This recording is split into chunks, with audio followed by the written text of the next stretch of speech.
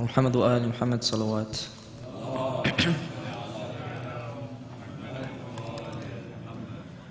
اللهم صل على محمد وآل محمد.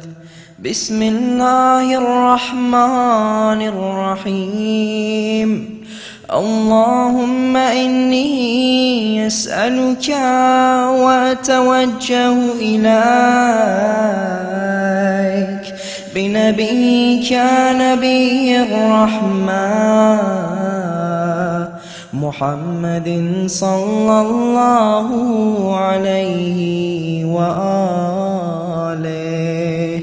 يا أبا القاسم يا رسول الله، يا إمام الرحمة، يا سيدنا ومولانا،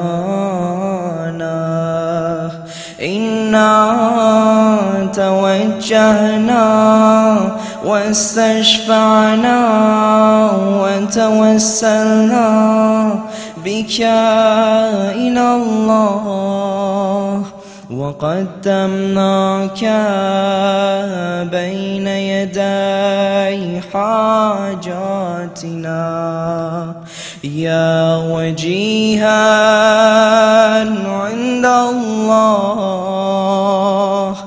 اشفع لنا عند الله. يا أبا الحسن يا أمير المؤمنين،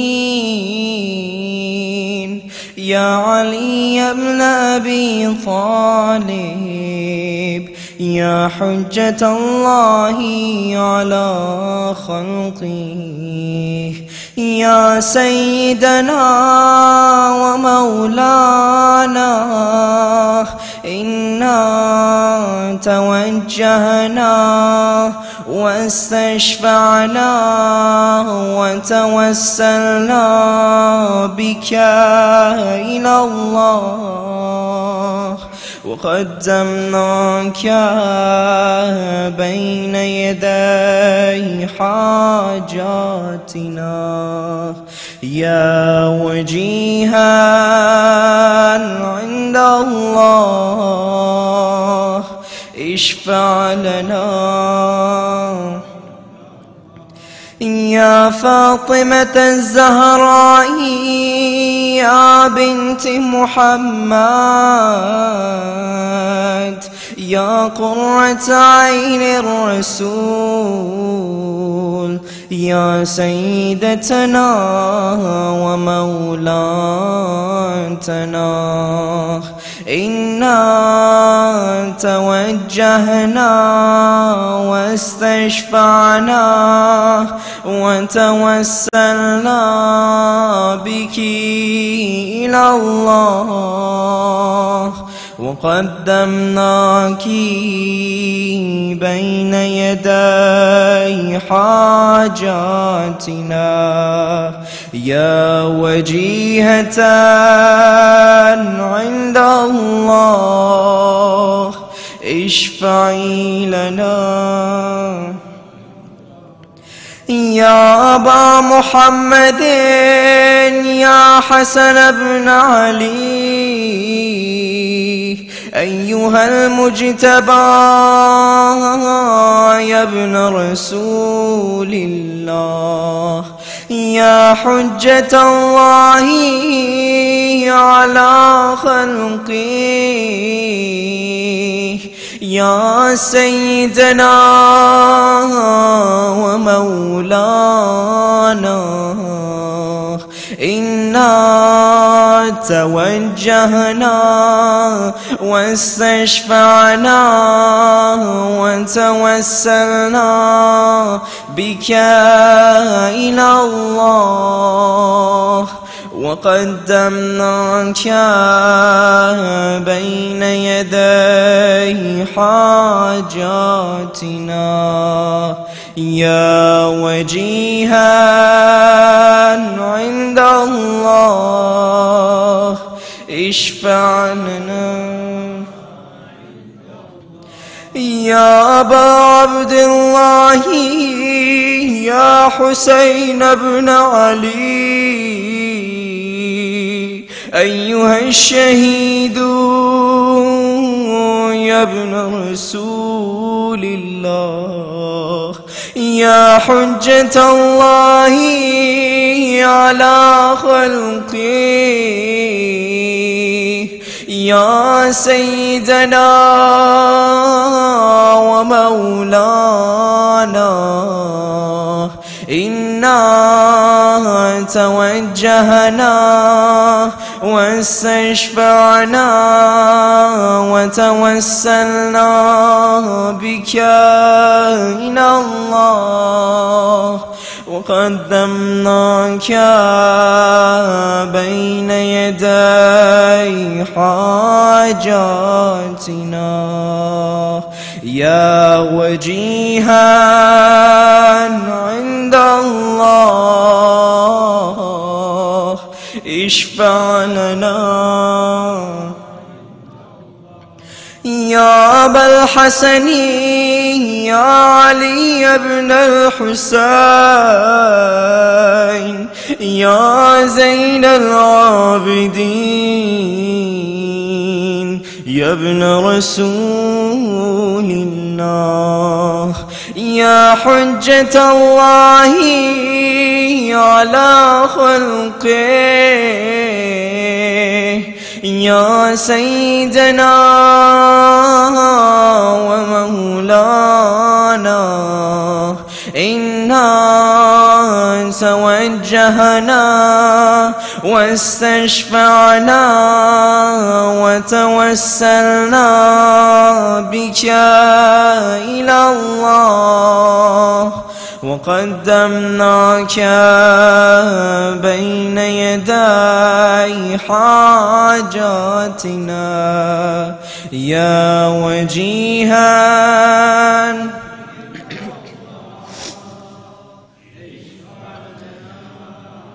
عند الله يا أبا جعفر يا محمد بن علي أيها الباقر يا ابن رسول الله يا حجة الله على خلقه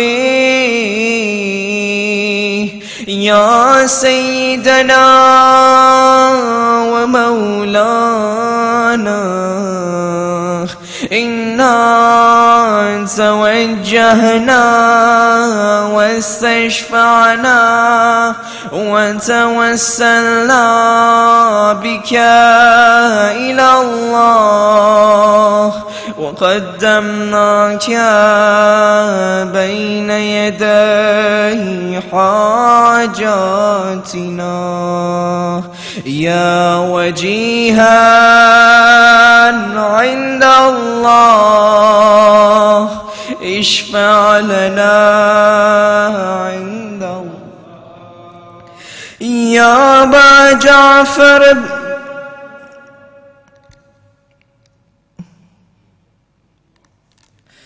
يا أبا عبد الله يا جعفر بن محمد أيها الصادق يا ابن رسول الله يا حجة الله على خلقه يا سيدنا ومولانا إنا توجهنا واستشفعنا وتوسلنا بك إلى الله وقدمناك بين يدي حاجاتنا يا وجيها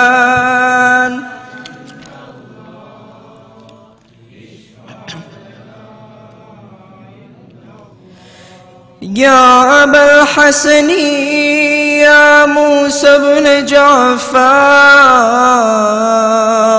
أيها الكاظم يا ابن رسول الله، يا حجة الله على خلقه، يا سيدنا ومولانا، إنا توجهنا واستشفعنا وتوسلنا بك إلى الله، وقدمناك بين يدي حاجاتنا يا وجيها.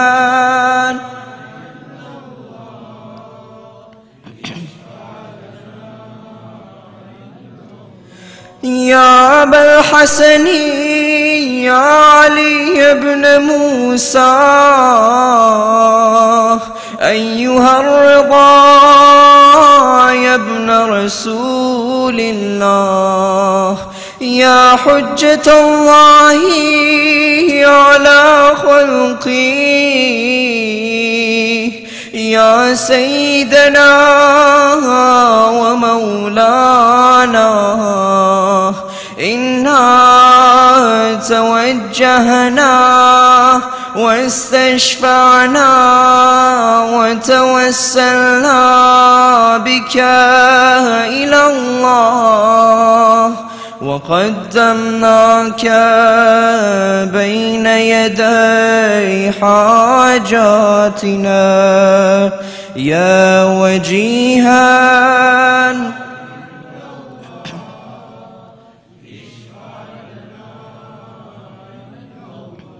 يا أبا جعفر يا محمد بن علي، أيها التقي الجواد يا ابن رسول الله، يا حجة الله على خلقه، يا سيدنا ومولانا، إنا توجهنا واستشفعنا وتوسلنا بك إلى الله، وقدمناك بين يدي حاجاتنا يا وجيها عند الله،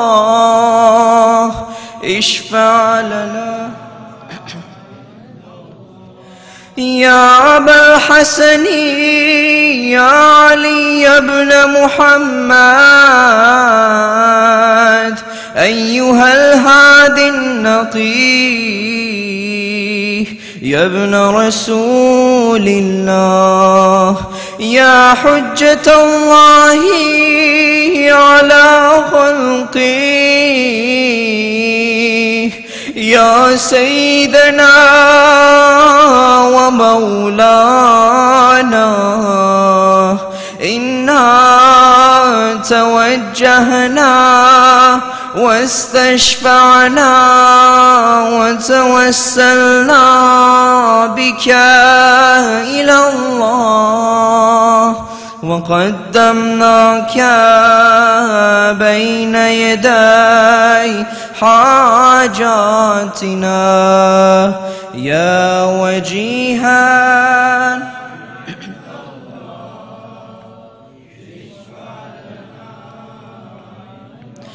يا أبا محمد يا حسن بن علي،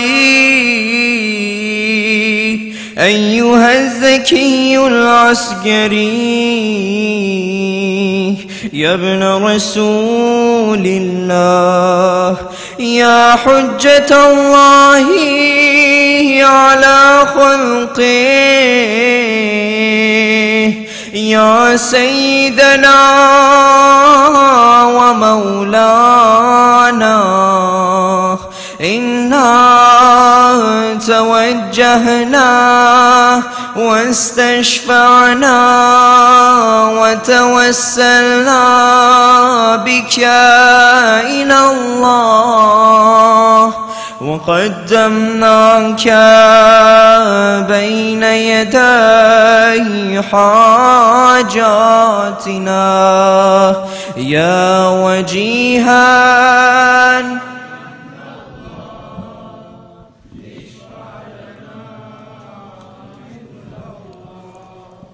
يا وسيع الحسن والخلف الحجاه،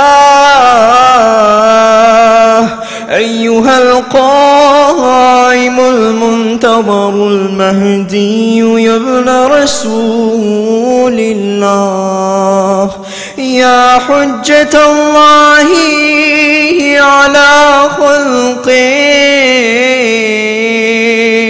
يا سيدنا ومولانا،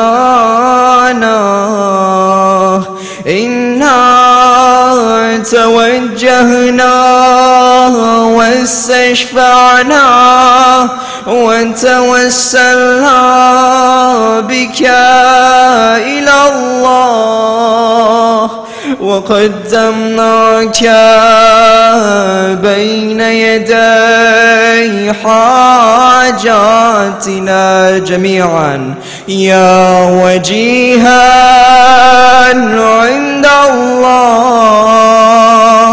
اشفع لنا عند الله، يا وجيها عند الله، اشفع لنا عند الله، يا وجيها عند الله، اشفع لنا عند الله. حاجات.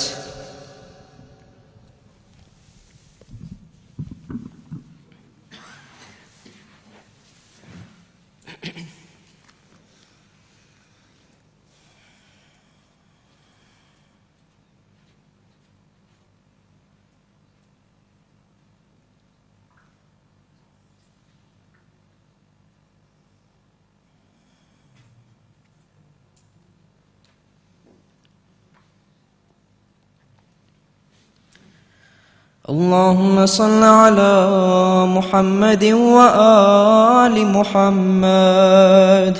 يا سادتي وموالي، إني توجهت بكم أئمتي وعدتي ليوم فقري وحاجتي إلى الله، وتوسلت بكم إلى الله، فاستشفعت بكم إلى الله،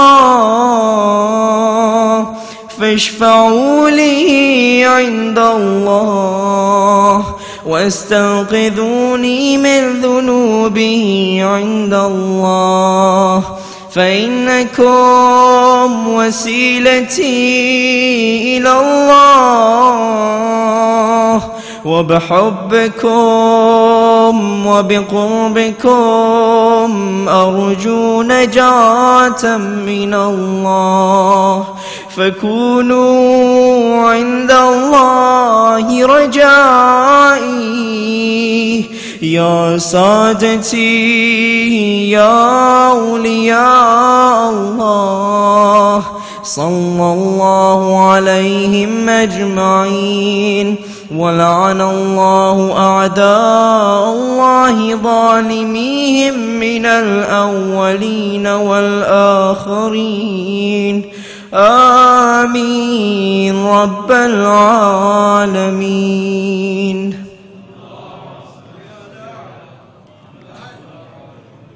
سورة مبارك الفاتحة.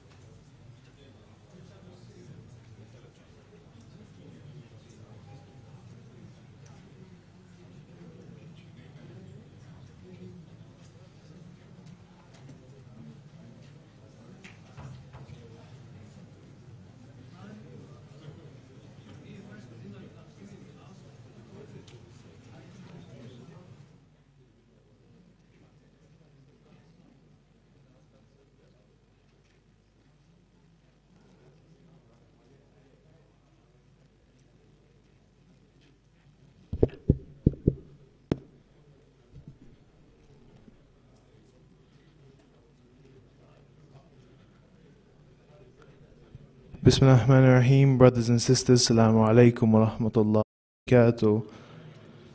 Membership is now due for renewal. Please settle your dues at either desk. Tomorrow, Wednesday, 19th September, corresponding to the 10th night of Muharram and Shab-e Ashur, a ladies' program in the morning begins at 10:30 a.m. with Murcia by Sister Fatima Ladak, followed by Majlis at 11 a.m. by Zakra Anjum Riyaz Muqaddam of Mumbai. In the evening, program for ladies and gents begins at 7:30 p.m. with Maghrib Jamaat Namaz, Quran recitation, Murcia at 8:30 p.m. Majlis by Syed Mohamad Rizvi, ending with Matam, Tabut and Ziyarah. There will be a parallel children's Majlis in the Imam Zamana Hall for ages 4 to 10 years. Temperature gauge stickers and magnets with images of the domes of Imam Hussein and Hazrat Abbas are available at either desk. Please support the idea by buying 1 for £3 or 4 for £10. CDs by the Tejani brothers, Muhammad Abbas Karim and Imran Dato are on sale at either desk for £4 each or 3 for £10. Furthermore, Sheikh Jafar Ladak's new book dedicated to Marhum Amir Ali Laka is on sale at £12 at either desk.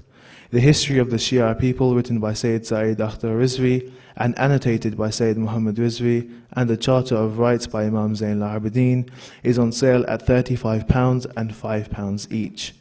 To purchase these exclusive copies about the history of the Shia people from early Islam and the Charter of Rights, please contact Brother Qasim Mauji.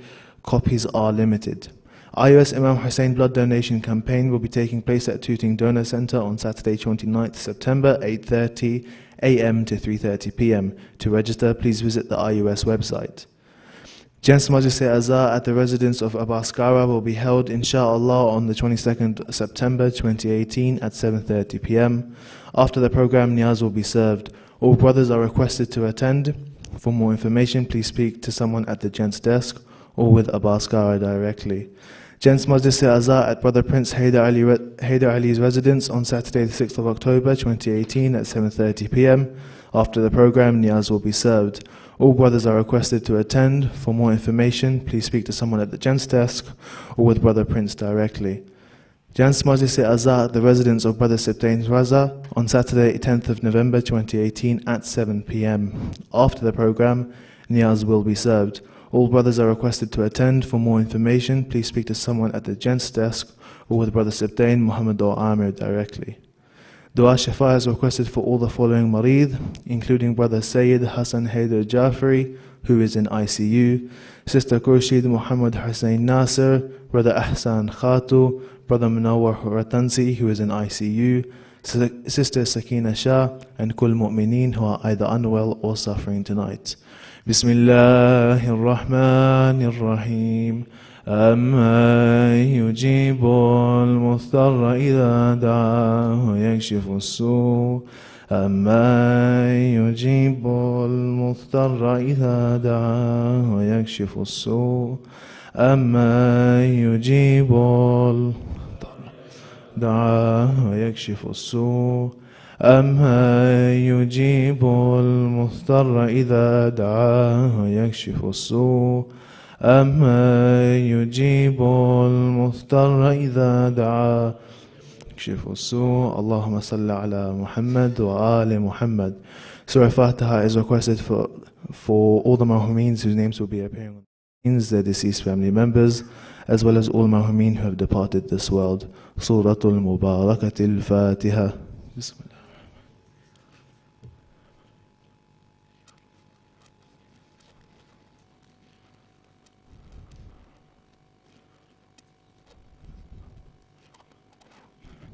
Please can I invite Brother Neil Nasser from Who's Hussein Campaign to say a few words, and we welcome him up with a loud salawat ala Muhammad wa ali Muhammad.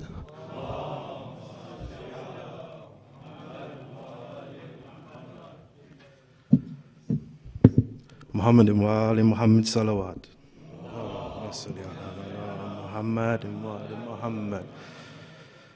To all my elders, my scholars, my brothers and sisters, Assalamu alaikum jamii rahmatullahi wa barakatuh.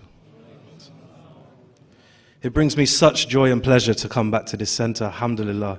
This Muharram I've been going from center to center, seeing different cultures, different people, different backgrounds. martyring and commemorating Imam Hussein alayhi salam, but this is my last speech for Muharram, and it's good to be home. Alhamdulillah, thank you for having me. I stand up here representing the organization Who is Hussein. Not just the name Who is Hussein, I represent the universal values of Imam Hussein alayhi salam. When he stood on the plains of Karbala, when he lived his life with the values of his father, Imam Ali alayhi salam, salawat.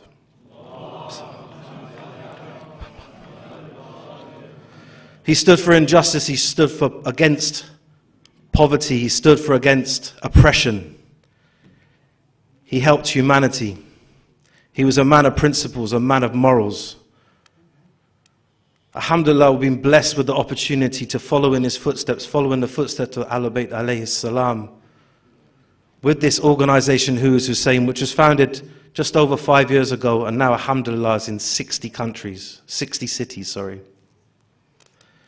We do work around the world to help humanity in the name of the Imam, with the blessings of Imam Zaman alayhi salam.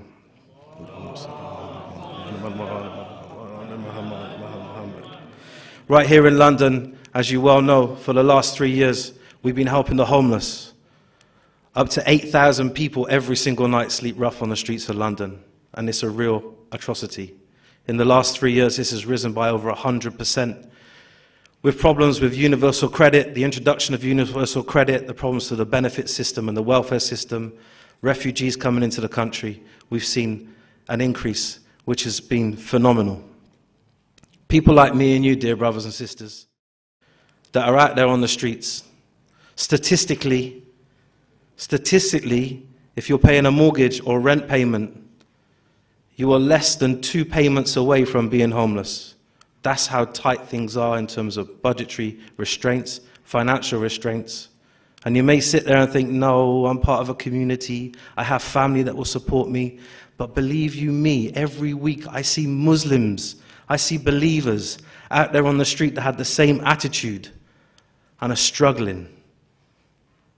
So don't fall short of thinking you are invincible to this. The problem is rising, and it will continue to rise. Every Saturday in Charing Cross, we have a food drive from 8 p.m. till 8 p.m. where we serve up to 150 homeless people, and we don't just give them food. We sit down with them, we get to know them, they become our friends, they become our brothers. We get to know their problems and their issues, and we work best to try to help them to stand back off their feet. Imam Ali alayhi salam said, never look down on somebody unless you're willing to pick them up, and that's what we do. The only time that I am down at their level is when I'm sitting down with them, engaging with them, hugging them and talking to them and giving them something that they don't get, a bit of humanity, a bit of human support. I urge you and I encourage you to come and help us. Come along on a Saturday. We need volunteers, we need people with skills. At the last Saturday of every month, we set up a CV workshop where we have people who work in HR and recruitment, and they help the homeless to do their CVs, they help them with employability skills, they help them with interview skills. Many of you are business owners, many of you have these skills and attributes to sit down to people and help people. And I encourage you, my home Jamaat, Hyderi, to support me, to support them. Who's Hussein has a conference coming up on the 29th of September, a conference for social injustice, which is in Wembley. The tickets are free. Go to the website, which I'm supporting on my hoodie.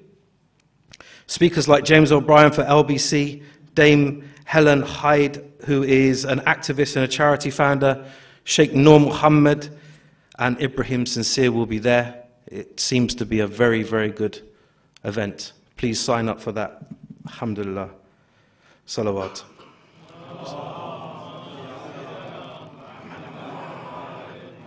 I want to bring your attention to something we started 3 years ago, which is something called the 72 for 72 Challenge, where we spend 72 hours living as homeless people out on the streets of London. 3 days. We go out there with a sleeping bag and a change of clothes. And many faces in this crowd here have come with me, come along with me, and spent 1, 2, maybe 3 nights with me to feel what it's like to feel the injustice and the oppression that goes on in these streets, to humble yourself, to soften your heart. And alhamdulillah, it's the best feeling. 72 hours to mark the 72 martyrs in Karbala. Every hour we dedicate for each of the martyrs. It's feeling like ziyarah. This year is from the 11th of October to the 14th of October. Posters are around the centre. You can go onto the Who's Hussein website, or you can email who'shussein.london team, which is on the posters for your interest, or speak to myself. Lastly, I'd like to encourage you to support the IUS IHBDC Imam Hussein Blood Drive, which is going on again on the 29th of September in Tooting, which is the local centre. But there are many centres around London which want your blood. Dear brothers and sisters, one donation of blood will save 3 people's lives. Quite honestly, it takes you 10 minutes, and you will rebuild that blood cells back within an hour, but you will save 3 lives. In the Quran, Allah subhanahu wa ta'ala says, one who saves one person's life as if they've saved the whole of humanity. Alhamdulillah. What an opportunity. Please sign up. I have a stall outside, Sister Fizza, in the sister section. Stall there. We'll happily give you more information and more details. And of course, apart from blood, we need your money, we need your support, we need standing orders, we need to sustain this charity, inshallah, with your du'as. Thank you so much for your time. Muhammadin wa ali Muhammad salawat.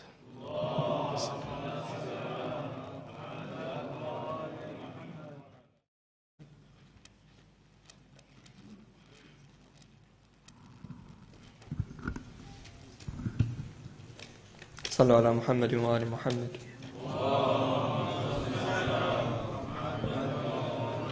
They ask me, what is Muharram?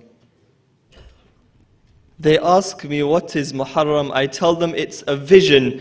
They say, what are you wearing? I tell them, my ammunition. They ask me, what is Muharram? I tell them it's a vision. They say, what are you wearing? I tell them, my ammunition. They ask me why I'm sad. To understand their sadness is my ambition. They say, why aren't you laughing? I say, from the world, this is my partition.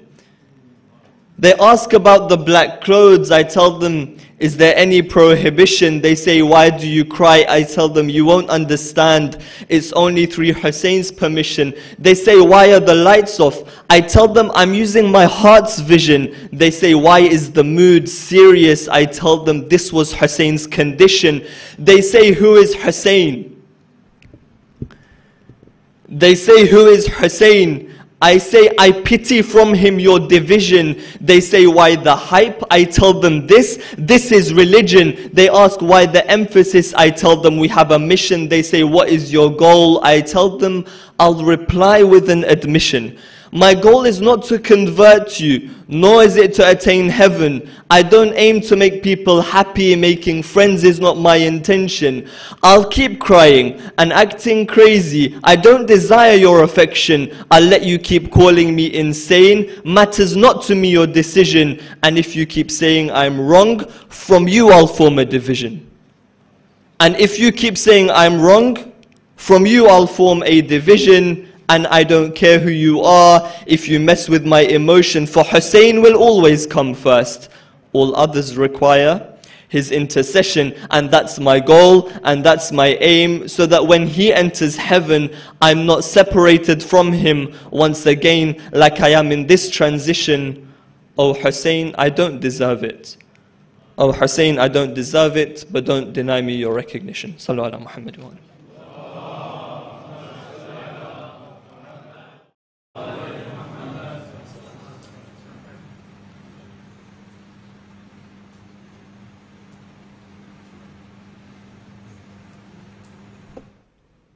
Mohamad wale Mohamad salawat.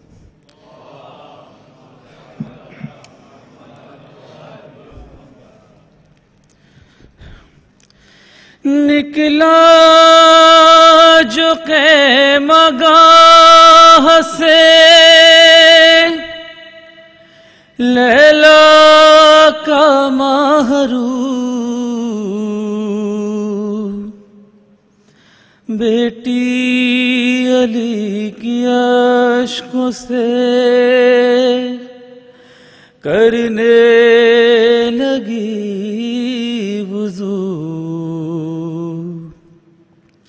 لہرا رہی تھی برچھیاں، لہرا رہی تھی برچھیاں، مقتل میں چار سو اکبر سے کہہ رہے تھے، شہ تشنہ گلو،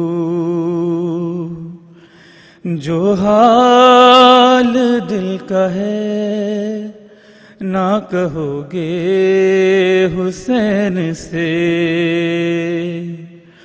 جاتے ہوئے گلے نہ ملو گے حسین سے، تم جا رہے ہو چلتی ہیں سینے پہ برچھیاں، کس طرح جان دوں تمہیں نیزوں کے درمیان،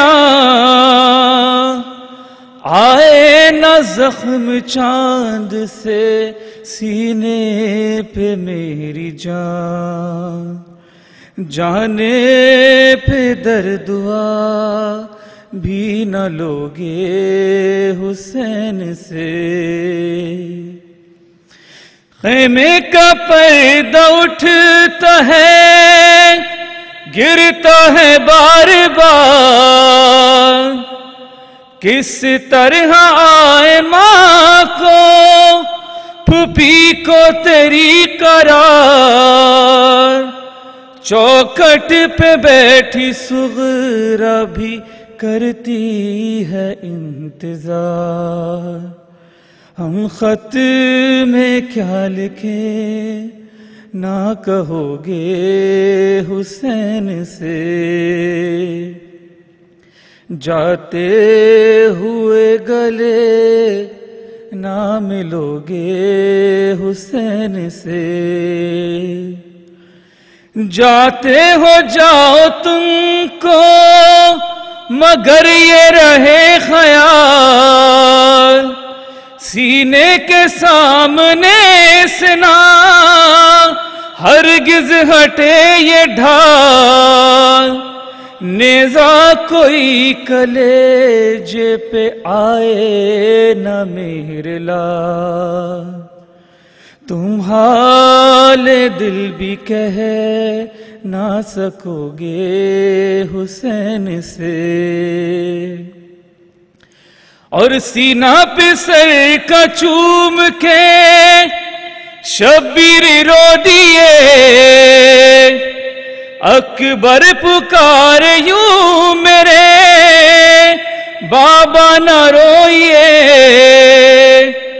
آتا ہوں لوٹ کر ابھی خیمے میں جائیے، کیوں کہہ رہے ہیں مل نہ سکو گے حسین سے، جاتے ہوئے گلے نہ ملو گے حسین سے،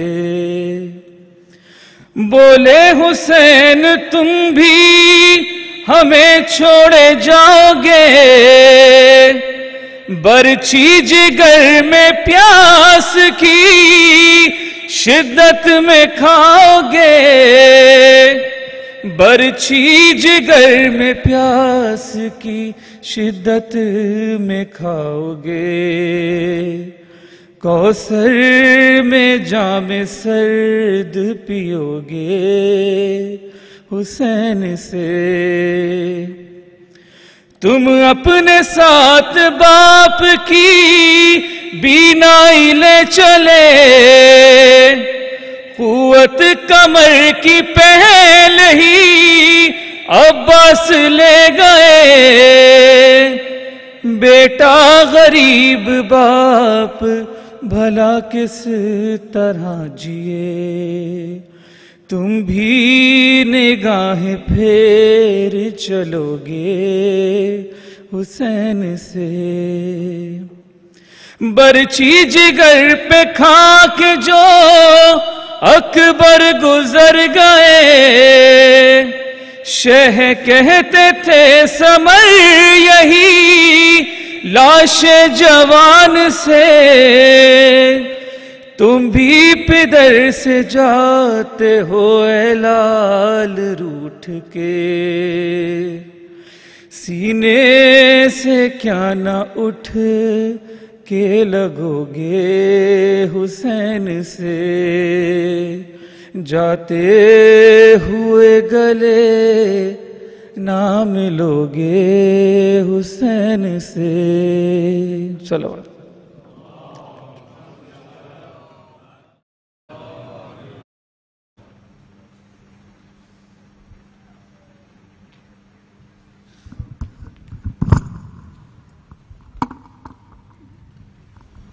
Brothers, just to avoid any disruption to the majlis, can I please request you all to move as far forward as possible? Salawat ala Muhammad wa ali Muhammad. Allah. There's a lot of space in the front over here, please. On that note, can I please request Syed Mohamad Rizvi to ascend the pulpit to deliver tonight's lecture? Can we please invite him with the Salawat ala Muhammad wa ali Muhammad.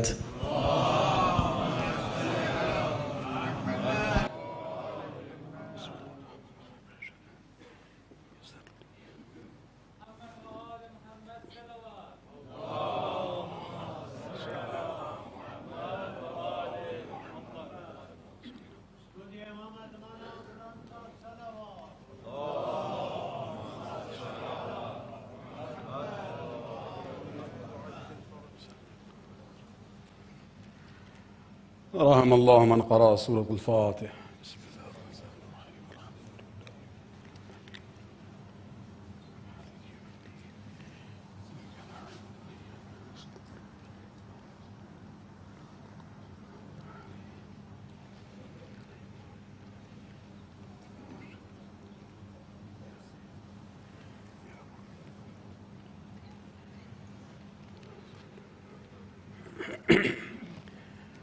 أعوذ بالله من الشيطان اللعين الرجيم. بسم الله الرحمن الرحيم. الحمد لله الذي لا يبلغ مدحته القائلون ولا يحصي نعماه العادون ولا يؤدي حقه المجتهدون، الذي بعد فلا يرى وقرب فشهد النجوى تبارك وتعالى، والصلاة والسلام على سيد الأنبياء وخاتم المرسلين وشفيع المذنبين سيدنا ونبينا بالقاسم محمد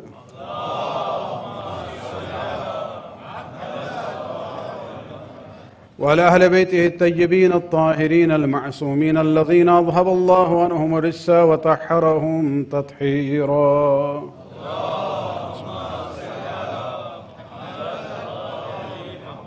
واللعنة الدائمة الباقية لأعدائهم ومنكر فضائلهم وغاصب حقوقهم من الآن إلى قيام يوم الدين.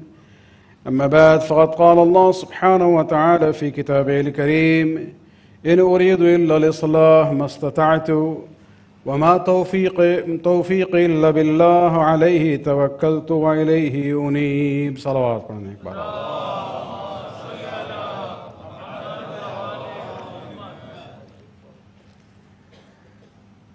I've been reciting this ayat from Surah Hud, Surah number 11, ayat number 88.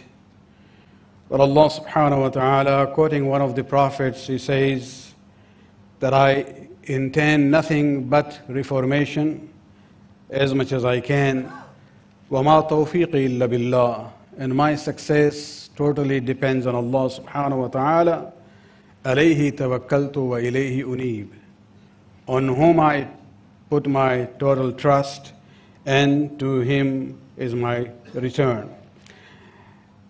It is on the basis of this barakat of this ayat and the wasiyat of Imam Hussain alayhi salam, in which he mentions the same purpose: إِنَّمَا خَرَجْتُ لِطَلَبِ الْإِصْلَاحِ في أمة جدي, and keeping this concept of trying to reform ourselves as the ummah, I've been talking about various issues. I didn't want to take one topic and talk about it continuously, because those who do not come regularly, or some people who might miss out, will not be able to maintain the continuity.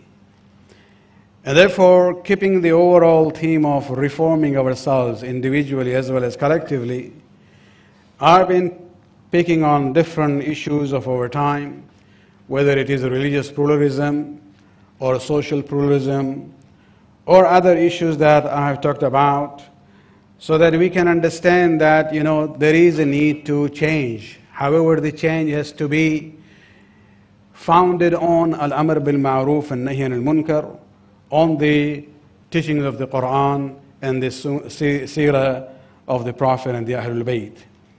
And therefore I was emphasizing the point about the sunnah of Rasulullah last night, because these days we have this attitude, and it's everywhere you go. Well, it is there on the Quran or not? As if, Islam is only in the Quran.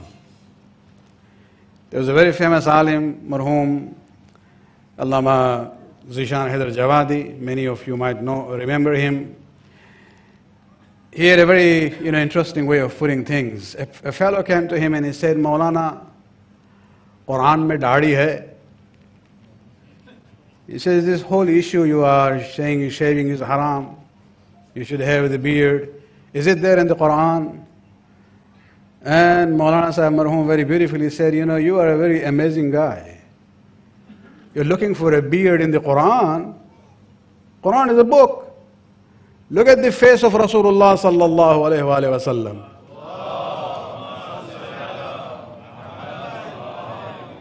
Islam is not only Quran. We don't follow this, the thinking of Umar, Hasbuna Kitab Allah.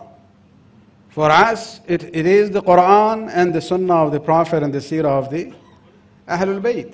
We cannot ignore those issues and say, well, they lived 1400 years ago, therefore it is no more relevant to us. Tonight I would like to talk about another issue which is more of a theological type, nothing to do with fiqh and jurisprudence. And that is one of the distinctive beliefs of the Shia Islam is the concept that the Prophet and the Imams of Ahlul Bayt had ilmul ghaib. Ilmul ghaib means knowledge of things which are unknown to others. And whenever we talk about it, immediately, people have questions, and there is nothing wrong in asking questions. But then you have to pursue that and try to reach to the right conclusion and right answer. The question is raised that if the Prophet and the Imams had ilmul ghaib, they knew what is going to happen in the future, or what is going to happen, what is happening now in the areas which are not seen by us, then why did they go towards danger and put themselves in situations of danger? People say, if Ali had ilmul ghaib, why did he go to the masjid on that day? If he knew Ibn Muljim is there with the intention of killing him. If Imam Hassan Mushtaba had ilmul ghaib, why did he drink that bowl of milk which he knew was mixed with poison? Imam Raza alayhi salam, they say, why did he eat the grapes? If he had ilmul ghaib, knowing that there is poison in there. And even when it comes to Imam Hussain alayhi salam, they say, well, you recite that Imam told his own brother Muhammad Hanafiya in Mecca that I am going there because Allah wants to see me qatil and shaheed for the sake of Islam. So he knew what is going to happen. Why would then Hussein go all the way to Karbala knowing that he is going to be killed? Isn't this suicide? This is how they formulate the question. And this is where it's important to understand what does ilm ghaib mean, and what are the implications on the life of the wali of Allah who has ilm al-ghaib and wilayat al-takwini. Wilayat al-takwini is not the topic. That is just a it's all linked together in a sense. Wilayat al-Takwini means this power that Allah gives to their chosen ones, to His chosen ones, the awliya, where they have actually the entire universe under their control. In the words of the late Imam Khomeini, he says, every single atom of the universe is at the disposal of the one who has the Wilayat al-Takwini. And so you look at Wilayat al-Takwini, you look at Ilm Ghaib, and these questions come up.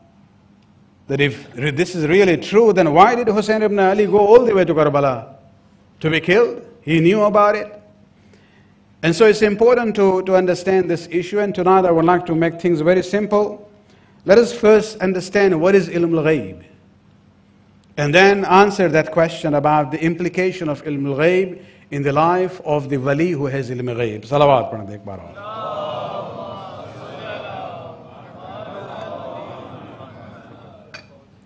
Ilm al-Ghaib is ilm, knowledge. However, there are categories of knowledge. And this is one of the fundamental questions in philosophy. If you go for any course in philosophy at the university, the very first question is the theory of knowledge. How do human beings, get knowledge? Nazariyatul ma'rifa in Arabic, this is what they will say. And according to Islamic, understanding of theology and philosophy, there are three kinds of knowledge. Number one is known as ilm huzuri, knowledge by presence, which means nothing external is involved in, getting that knowledge and reaching to the conclusion. And basically, there's nothing, you don't rely on the five senses. It is innate. It is in you. Just to give you a simple example, one of the French philosophers, Descartes, in his, life reached to a point where he started doubting everything. He says, nothing exists. Whatever I see is all illusion. Even started doubting himself. Am I a reality or is it just an illusion? But that point of doubt became the beginning of his knowledge. He says, but I am doubting. The act of doubting myself and thinking myself proves that I am. I think, therefore I am. This is how he began. So his knowledge about himself did not depend on anything outside. It depended on this, process of thinking in himself, that I'm thinking about myself. It means I am. So this is known as ilm huzuri. But leave that aside. We don't want to make it very technical here. The second, which is the most common one, is known as ilm husuli, acquired knowledge. Acquired knowledge is the knowledge that we get through the five senses and the intellect that Allah has created for us. Means we use the five senses, the touch, the smell, the sound, the sight, all these things. When we see things, when hear and touch, these are the means by which the information is gathered, goes to our aql, our brain, and then we analyze it, and then we come to the conclusion. That conclusion is known as knowledge or ilm. So you have the five senses and the aql which work together. Allah subhanahu wa ta'ala in Surah An-Nahl, ayat number 78 actually talks about it. Because all these are the gifts of Allah subhanahu wa ta'ala. He says, وَاللَّهُ أَخْرَجَكُم مِّن بُطُونِ أُمَّهَاتِكُمْ لَا تَعْلَمُونَ شَيْئًا. He says, He is the one. Quran says, Allah is the one who brought you forth from the wombs of your mothers, لَا تَعْلَمُونَ شَيْئًا, while you didn't have any knowledge. وَجَعَلَ لَكُمْ السَّمْعَ وَالْأَبْصَارَ وَالْأَفْئِدَةَ لَعَلَّكُمْ تَشْكُرُونَ. And then He created for you, the power of hearing, sight is just an example of other senses. And al-af'ida. Af'ida doesn't mean heart, it actually means minds. So the five senses and the mind, Allah says, I have created this so that then you will gain knowledge. لَعَلَّكُمْ تَشْكُرُونَ. Hopefully you will be. And so this is known as, ilm husuli, which is the most common, source of knowledge. And this brings us to a third kind of knowledge, which is known as ilm ladunni. Ilm ladunni, simply we can translate it as God-gifted knowledge. It's neither huzuri nor husuli. It is not part of our nature, nor is it can be acquired by the senses and analysis by the mind. This is what Allah gives to His chosen ones. For example, we have the story of Khizr alayhi salam in the Quran. There Allah subhanahu wa ta'ala says, وَعَلَّمْنَاهُ مِن لَدُنَّ عِلْمًا. We taught him from ourselves ilm, knowledge. That is where we get this word ilm ladunni from this ayat of Quran, Surah Kahf, ayat number 56. This third source of knowledge, which is from Allah subhanahu wa ta'ala, this is what is known as ilmul ghaib. It is the knowledge about things which are hidden from others. Where the one who has been gifted with ilm ghaib knows, not because of investigation and other means, Allah subhanahu wa ta'ala gives him that knowledge. He can know what happened in the past. He can know things which are hidden in the present. He can know also things which are going to happen in the future. And when we look at this from the Quranic point of view, let me just give you some of the ayat so my discussion would be complete. Salawat.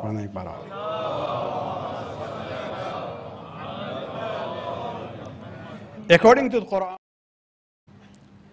ilm al-ghaib essentially belongs to Allah. On the level of Zat, it is Allah's prerogative. It is His, exclusive property. In Surah number 6, ayat 59, He says, وَعِنْدَهُ مَفَاتِحُ الْغَيْبِ. He has the keys to the unseen. لَا يَعْلَمُهَا إِلَّا هُوَ. Nobody knows ghaib but Him. Another ayat from Surah Nahl, Surah number 27, ayat 65, He says, قُلْ. Allah subhanahu wa ta'ala says to the Prophet, say to the people, لَا يَعْلَمُ مَنْ فِي السَّمَاوَاتِ وَالْعَرْضِ الْغَيْبِ إِلَّا اللَّهِ. Whoever is there in the heavens and the earth doesn't know the ghaib and unseen, except Allah subhanahu wa ta'ala. These two ayat actually are stating that when it comes to the issue of ilm al-ghaib, this is Allah's exclusive property. It belongs to Him. And this is where we come to the second stage of the discussion. Can anyone be given the access to the ilm al-ghaib of Allah or not? And this is where we'll come to the issue of human beings. Allah subhanahu wa ta'ala, out of His infinite, grace and wisdom, can bestow ilm al-ghaib, and the extent of that also depends on the recipient, their level and their darajat. Wherever Allah subhanahu wa ta'ala would choose that. For example, in Surah Jinn, ayat number 26 to 27, Allah says, Alimul ghaib. Allah is the knower of the unseen. La yudhiru ala ghaybihi ahadan. He does not expose His ghaib to anyone. Illa man irtada min rasulin. Except those from the Rasul who are murtada, with whom He is pleased. So this is where we see that now Allah says, ilm al-ghaib is mine, but when I choose from the Anbiya, I decide to give them the access to that. Another ayah, Surah Al-Imran, ayat number 179, Allah subhanahu wa ta'ala says, وَمَا كَانَ اللَّهُ لِيُطْلِعَكُمْ عَلَى الْغَيْبِ. Allah would not give you access to the ghaib, to the unseen. وَلَكِنَّ اللَّهَ يَجْتَبَى مِنْ رُسُلِهِ مَنْ يَشَاءُ. But Allah subhanahu wa ta'ala will choose whomever He wants from the prophets and messengers to give access. Surah Baqarah, the ayat about ayat kursi, وَلَا يُحِيطُونَ بِشَيْءٍ مِّنْ عِلْمِهِ إِلَّا بِمَا شَاءَ. Nobody has access and comprehension of the knowledge of Allah إِلَّا بِمَا شَاءَ. Whenever He wishes, then He will give access or ability to certain individuals. And this is where we come to realize, when you put the first two ayat and these three other ayat, these are just samples. When you put them together, this is where you get the conclusion. Let me tell you, brothers and sisters, this is the problem. People sometimes only look at one ayat and then say, oh, Allah says nobody has knowledge but Him, ilm al-ghayb. So nobody else has knowledge. Read this other ayat, put them together, and then you get the proper Quranic understanding. You get two conclusions from it. Number one, Allah is the only original and independent possessor of ilm al-ghayb. It is His. And He doesn't depend anyone on that. And number two, whomever is from the angels and the prophets and the messengers and the imams or other virtuous, righteous people, when they have ilm al-ghayb, it is totally dependent on the discretion and power of Allah subhanahu wa ta'ala. They are gifted by Allah subhanahu wa ta'ala. And this is where it's important to understand. For example, the earlier ayat that I recited, where Allah says to the Prophet, to our Prophet, قُلْ لَا يَعْلَمُ مَنْ فِي السَّمَاوَاتِ وَالْأَرْضِ الْغَيْبِ إِلَّا اللَّهِ. Say to the people that whoever is in the heavens and the earth doesn't know ghaib except Allah. In the tafsir of this ayat, the great mufassir of this century, Allama Tabatabai, makes a very important point, and I would like to quote that completely to you, where he says the exclusive possession of ilm al-ghayb by Almighty Allah is in the sense of originality that we have explained. And so He, the Almighty, knows the ghayb by Himself, while the others know the ghayb by Him informing them about it. And so it becomes clear that what have been mentioned in His words about others not having ilm al-ghayb actually means not having it by themselves and independently. It does not deny what others know of the ghayb through revelation. And so independently only Allah knows ghayb.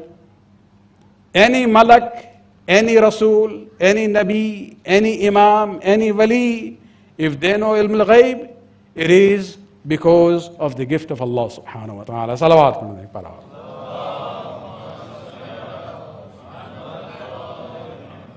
There are so many examples in the Quran about the ilm al-ghayb of the Anbiya. You have the example of Isa ibn Maryam alayhi salatu wassalam. Salawat. Can we again ask the brothers to move forward, please? Filling the gap, don't worry about the malaika, they will find their own space. Come on, come.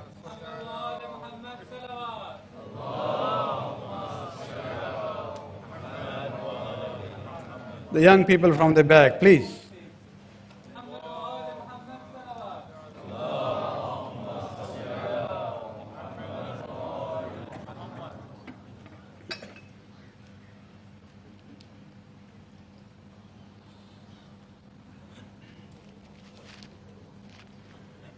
The example of the Anbiya who have been given ilm al-ghayb, Isa ibn Maryam. And I'll leave the reference to the ayat, you can go and research later on, or just the numbers 348, where he says to them, I know what you ate today, and I also know what you have stored in your homes. He had not gone there to see what they are eating today, or check. It was ghayb for him. He was away from it, and he knows. Prophet Yusuf, Allah subhanahu wa ta'ala tells him the future, what will happen to him. And even the dream, which was then realized later on in his life. Prophet Sulaiman, it's ilm ghayb. It's a dimension of ilm ghayb that he has the ability to talk to the birds. Our own Prophet, Surah 11, ayat 49, he is told about the past events. Then there is a prediction about the victory of the Romans over the Persians, which was going to happen in his lifetime later on. There is prediction given to the Prophet that he will come back to Mecca, he will conquer Mecca. He is even told about the inner thoughts of the munafiqeen, the hypocrites in Medina. These are all examples from the Quran. I'm not even going to hadith here. There is one ayat where Allah subhanahu wa ta'ala, describes him in وَمَا هُوَ عَلَى الْغَيْبِ بِظَنِينَ, that the Prophet is not bakhil and niggardly about ghaib. It means he's sharing it with someone. And perhaps that someone is at least Ali bin Abi Talib alayhi salatu wassalam.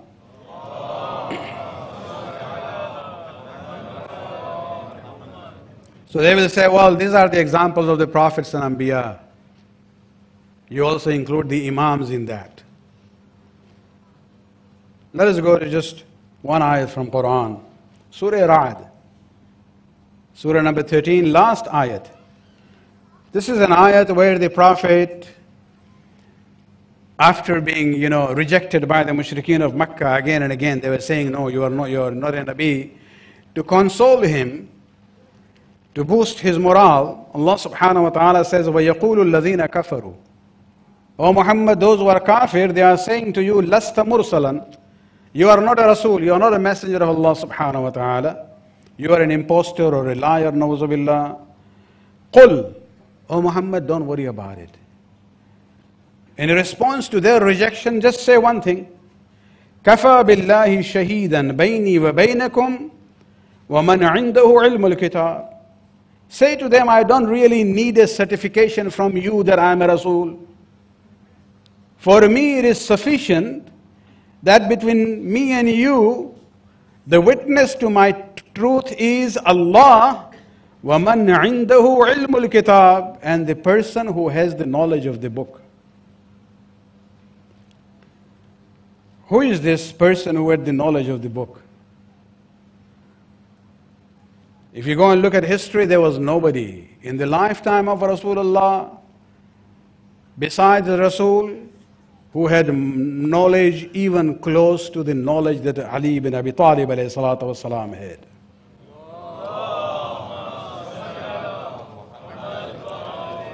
And so the Prophet is being told that, oh Muhammad, don't worry. If mushrikeen and kuffar reject you, don't worry. Say to them, for me it is sufficient that Allah is the witness that I am a Rasul and Ali is the witness that I am a Rasul.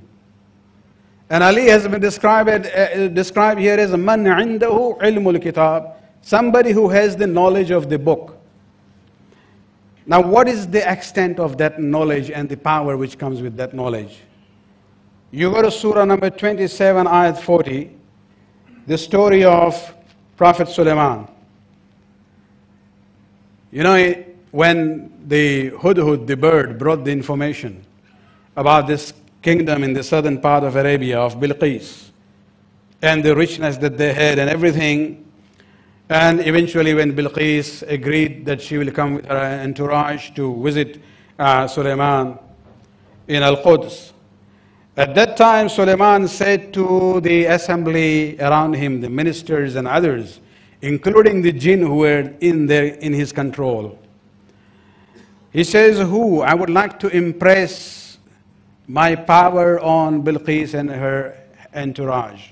Who will bring her throne here before she comes? And one of the jinn stood up. He said, before you even stand up from your throne, I'll be able to bring it. But then his own wazir, his own successor, minister, by the name of Asif Barqiyya, he says, قال الذي عنده علم من الكتاب. This is Asif Barqiyya, the wazir of Sulaiman. Quran quotes him. He says that, the jinn is saying he will bring it while, just before you stand up. أنا آتيك به قبل أن يرتد إليك طرفك. I will bring the throne of Bilqis here before the blinking of your eyes. And right there, the throne of Bilqis was there. فَلَمَّا رَآهُ مُسْتَقِرٌّ عِنْدَهُ. And when he looked, it was there. Asif Barkhiyya, the Wazir of Sulaiman, is being described as man indahu ilmul min al-kitab, somebody who has the knowledge of a portion of the book. And in Surah Ra'd, the witness to Nabuwwat of Rasulullah is somebody man indahu ilmul kitab, not ilmun min al-kitab. He has the total knowledge of the book. Asif Barkhiyya just had ilmun min al-kitab, portion of the book, and that was the power that which had been given to him because of that ilm. And so Amir al-Mu'mineen's level and darajat and his wilayat is much, much higher than the Wazir of Sulaiman. Salawat.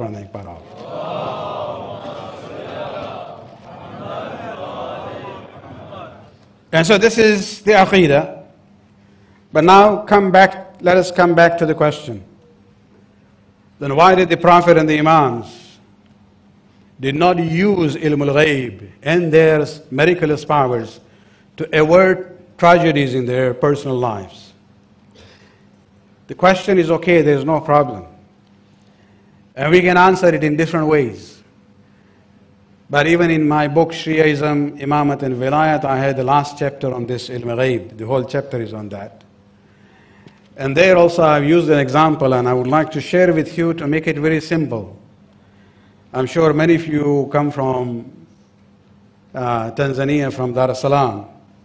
I also spent some of my childhood years there. I'll use an example that I still remember from that time. In Dar es Salaam, those days when some of the government officials were assigned vehicles by the government to them. Normally it would have a sign on it, very visible, saying for official use only. So you are a government official and a car or a vehicle has been assigned to you, but there is a condition. And the condition is this is for official use, not for buying your grocery or taking your family to a picnic or something like that. I'm just making things very simple. Every Nabi, every Rasul, every Imam, every Wali of Allah subhanahu wa ta'ala was given the Vilayat al-Takwini as well as Ilm al-Ghaib, is given that with that condition for official use only. Whenever they want to prove that they are true in their claim, they will use that Vilayat and that Ilm al-Ghaib. Whenever they have to guide others to bring them to the right path, they will use Ilm al-Ghaib. But when it comes to their own person, they will not use those powers and that knowledge. They will let things happen according to the natural sequence of cause and effect. Otherwise, there will be total disruption in the system of the universe. And this is where we have to realize, yes, they had ilm al-ghaib, but I would use this term with courage to say their hands were tied. That privilege of having ilm al-ghaib and vilayat al-takwini comes with a very heavy burden of responsibility. You only use it to prove your haqq and haqiqat, not for your personal issues. And this is where I would like to come to the issue of Karbala. Did Hussein ibn Ali know what is going to happen? Did he have ilm al-ghaib? And if he had ilm al-ghaib, then why did not he use ilm al-ghaib in order to avert the danger? Salawat padne par aao.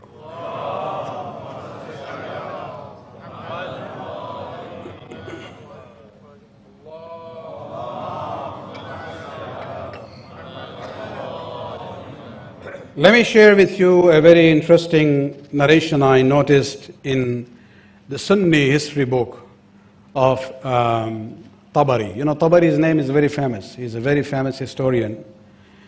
When he talks about the events of Karbala, just one example where Imam used his ilm al-ghaib not for himself. You know, from Mecca to Karbala, the destination was Kufa, but it ended in Karbala. The route that, you know, the caravans would normally go through basically was such that after one point they would reach to a second manzil. Manzil means the point in that journey.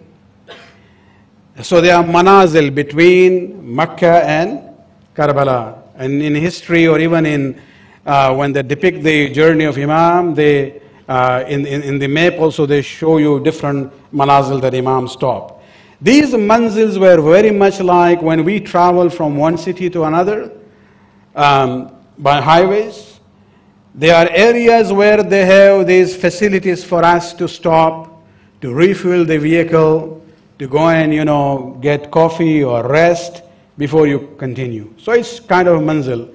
And the point of manzil those days was a place where they can get water.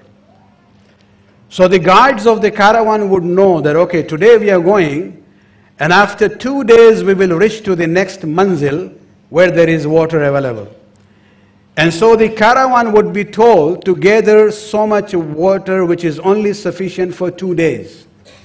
Because if they get extra, then the camels would be overburdened and the speed will become slow. And the guides always knew that, okay, from here it's 1 day's journey to next manzil. So take that much water which is only good for till next manzil.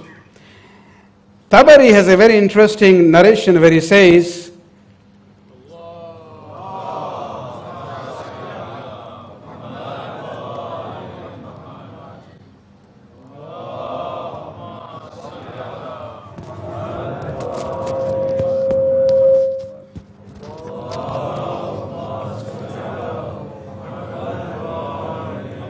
Tabari says that when Imam Hussein's caravan reached to the manzil which is known as Sharaf, early in the morning they spend the night there.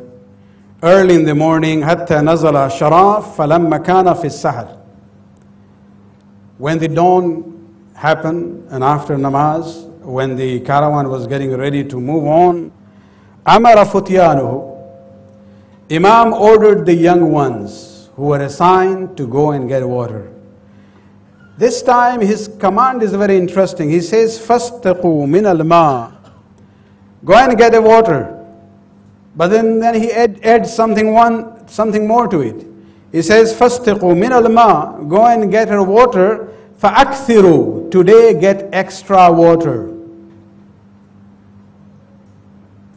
Why? That was not the norm. But in Manzil Sharaf, Hussein ibn Ali tells these young people, get extra water. Because it was on that day, at Zohar time, that the cavalry force of Hur met Imam's caravan. Imam knew from before. He is Imam al-Nur. He will use his knowledge and his power to bring those who have the potential of hidayat closer to himself.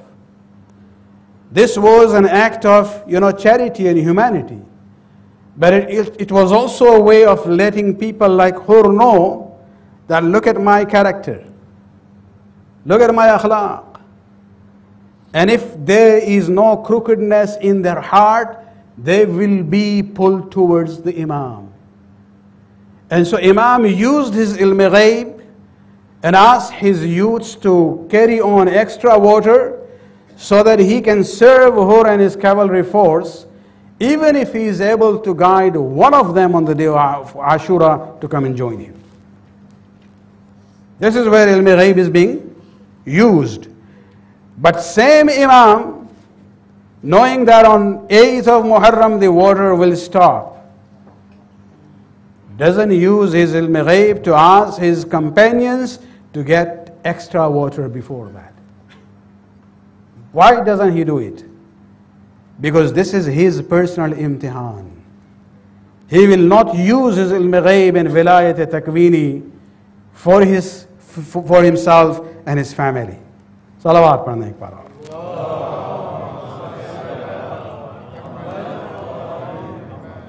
Even Ali knew about Karbala. Let me share with you another narration. When Ali went from Kufa to Siffin to confront the army of Muawiyah, there was a person in the army by the name of Harsama bin Salim, who was not a Shia, but there were many Iraqi who were with Ali, but they were not Shia. They didn't like Muawiyah, therefore they joined Ali. And he says that this army of Ali, and I was with him, reached to a point which is known as Karbala, and we stayed there for the night. He says, I was close to Ali when I saw him after the Fajr namaz was finished. I saw him doing something very unusual, and he's not a Shia of Ali. He says, I saw him pick up a handful of this earth from Karbala, and he starts talking to it. He says, I saw him saying, heard him saying, Wahan ayyatuha turba. You know how fortunate you are, O the earth of this land. لا يحشرن منك أقوام يدخلون الجنة بغير حساب. From you will be raised people on the day of judgment who will enter the Jannah without any questioning. And then he, talks about it more. He was actually referring to the Shuhada of Karbala. There was nothing there at that time. Harthama's wife was Shia. When he returned back from Siffin to Kufa, he mentioned this story to his wife, in a way taunting, your Imam sometimes does things which doesn't make sense. He was talking to the dust there and saying this and that. And the wife says to him, أَيُّهَا الرَّجُلْ فَإِنَّ أَمِيرَ الْمُؤْمِنِينَ لَمْ يَقُلْ إِلَّا حَقًّا. He says, oh man, you should realize that Amir al-Mu'minin does not say anything but that it is on the basis of haqq and truth. Salawat pranay para.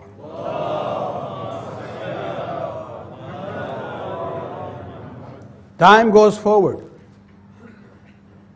The day of Ashura comes. Ibn Ziyad raises an army in Kufa against Imam Hussein. This time, the same person, Harsama bin Salim, is part of the Yazidi army. It was on the morning of Ashura that he remembered the words of Ali. He was really, shaken. He says what Hussein was saying is, what Ali was saying was really true. I see myself here today.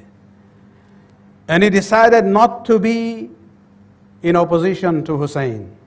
Moves away from the army of Yazid. Goes to Imam Hussein alayhi salam and narrates this whole, statement of Ali that he heard from Ali when they were going for Siffin. So Imam asked him, Ama'ana am alayna? So what is your conclusion? Are you with us or you are against us? He said, I want to be with you, but I have a daughter, and if I change sides today, my daughter and wife will be punished by Ibn Ziyad. And therefore I don't want to even be against you. And that is the moment where Hussein ibn Ali says to him, فَمْزِ حَيْسُ لَا تَرَى لَنَا مَقْتَلًا وَلَا تَسْمَعَ لَنَا صَوْتًا. He says, if that is your decision, then go away. Very quick, as far away as you can, so you do not witness our killing, nor hear our cry for help. Hussein is talking about a time when he will say, Hal min nasirin yansuruna. Why? Imam says to Harthama, فَوَالَّذِي نَفْسُ حُسَيْنٍ بِيَدِهِ. By the one who holds, Hussein's soul in his hand, Allah. لا يسمع وايعتنا أحد ولا يعيننا إلا أكبه الله لوجهه في جهنم. Then no one who hears our plea for help and does not help us, Allah will put him in Jahannam by his head, direct. And so get away as far as you can, so my voice doesn't reach you. And this is where, you get this issue of ilm al-ghayb. Maybe on a symbolic way, that voice is still coming to us. We have, by our character, by our thought process, by our aqidah, by our amal, we have to say labbaik to the call of Hussein ibn Ali alayhi salatu wasalam. Salawat pढ़ने पर.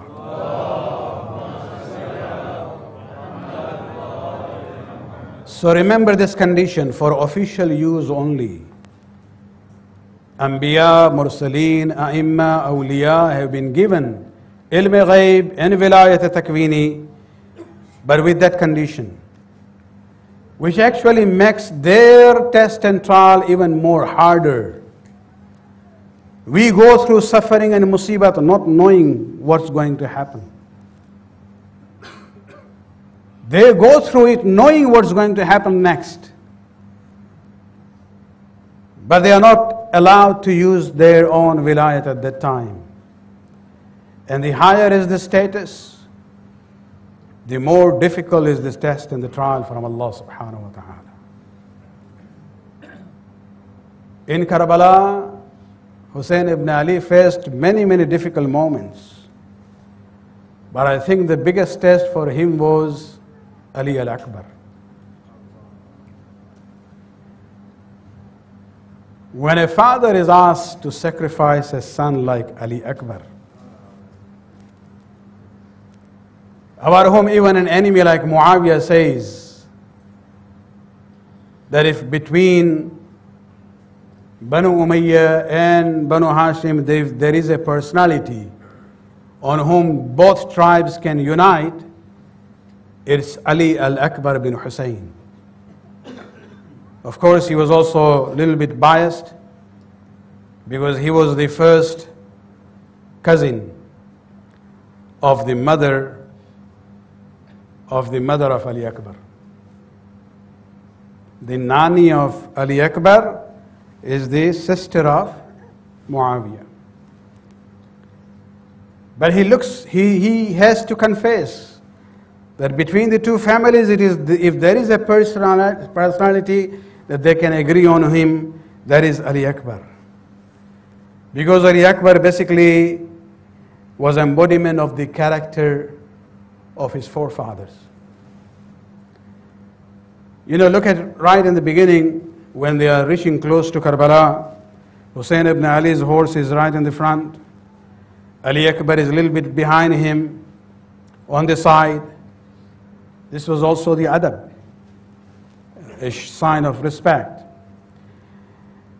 And Hussein ibn Ali, while going in that direction, went in a state where he saw kind of a vision where somebody is saying that this caravan is going towards this death and the death is coming towards this caravan. Imam immediately uttered the words, Inna lillahi wa inna ilayhi raji'un. Ali Akbar heard that.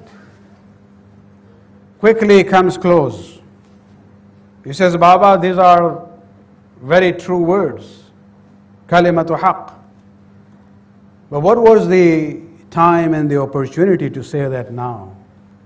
And Imam said, as if I heard somebody saying that the caravan is going towards the death and death is coming towards it. The only question Ali Akbar asked was, Ya abata alasna ala al-haq. And when Hussein said, the question was, are we not on the haqq and the truth? And Imam responded, yes, we are on the basis of haqq and truth. And that is where Ali Akbar echoes the words of his grandfather whom he had never seen. He says, therefore, la nubali, we don't care. Anaqa ala al-maut aw waqa al-maut alayna. If that is the case, Baba, we don't care whether the death comes to us or we go towards the death. Just as a comparison, look at the difference in the response between Ismail bin Ibrahim alayhi salam and Ali Akbar bin Hussein alayhi salam. When Ibrahim talked to his son and he said, you know, Allah has asked me to sacrifice you. Fanzur maza tara, in the Quran. Tell me, what do you think about it? The response of Ismail is very clear. Ya abata if'al ma tu'mar. Do what you have been commanded to do. Inshallah satajiduni min as-sabirin. Inshallah you will find me among those who are patient, who can maintain patience and sabr in this imtihan. Ismail is talking about sabr. Akbar is not talking about sabr. He says, La nubali. We don't care. If we are on haqq, if we die, that's fine.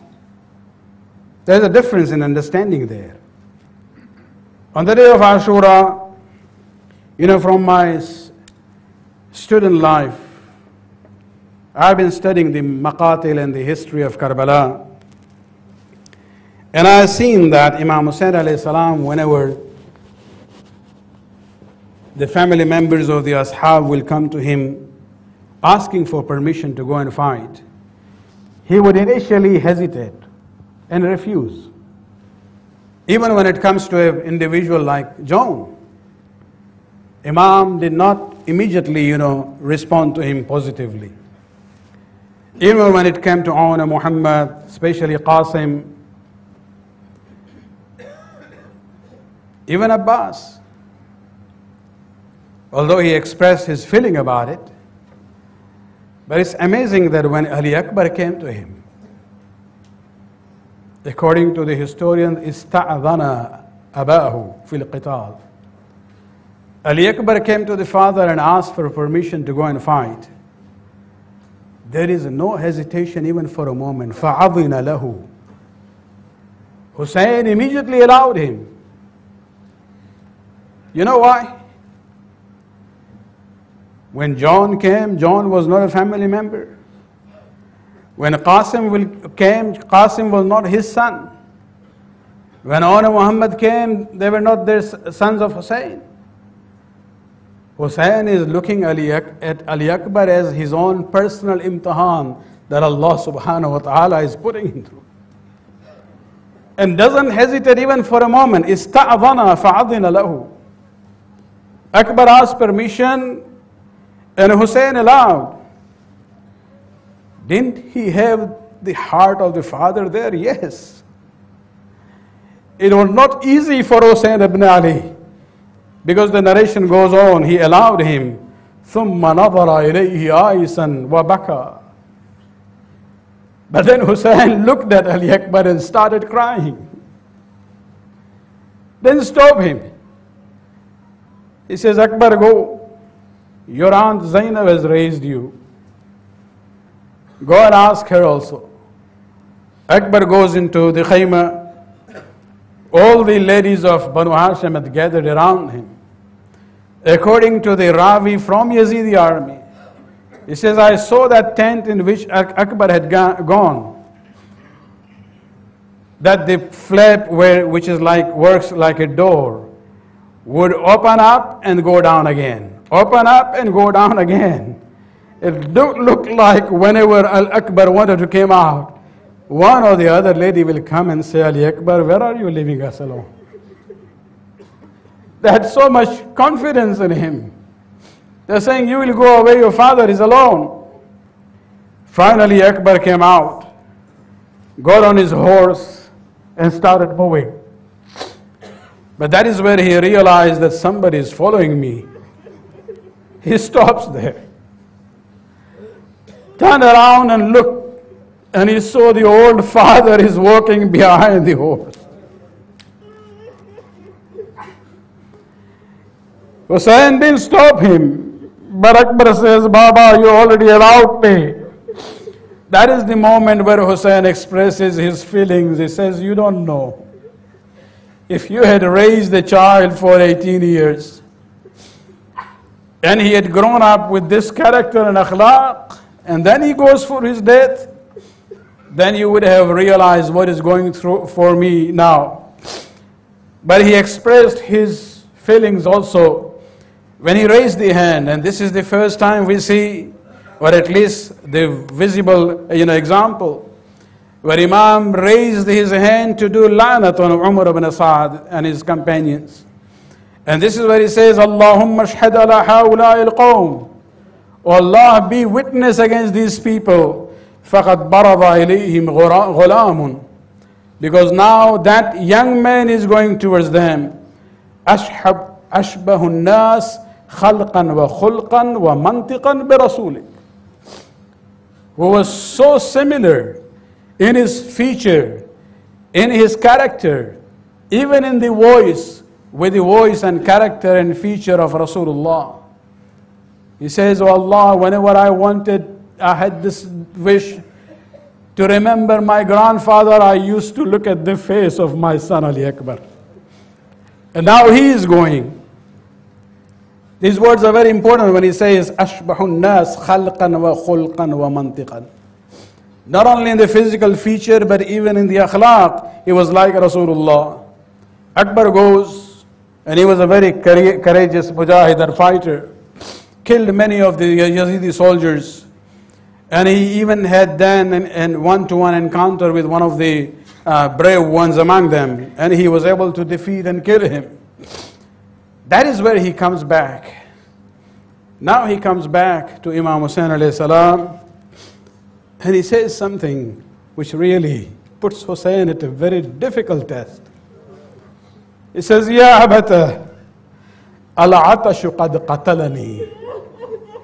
وَسِقْلِ الْحَدِيدِ أَجْحَدَنِي. Oh Baba, thirst has killed me, and the weight of the armor has made me tired. هَلْ إِلَى شَرْبَةِ مَاءٍ مِّن سَبِيلٍ. Is there a way of getting water, a drop of water? Hussein's test is a very severe test here. He has wilayat takwini. If he had ordered the river of Alqama to move and come to the tents with the water, it would have come. But Hussain knew that this is my imtihan. What does he do? And I'm going to switch to Urdu and English again and again.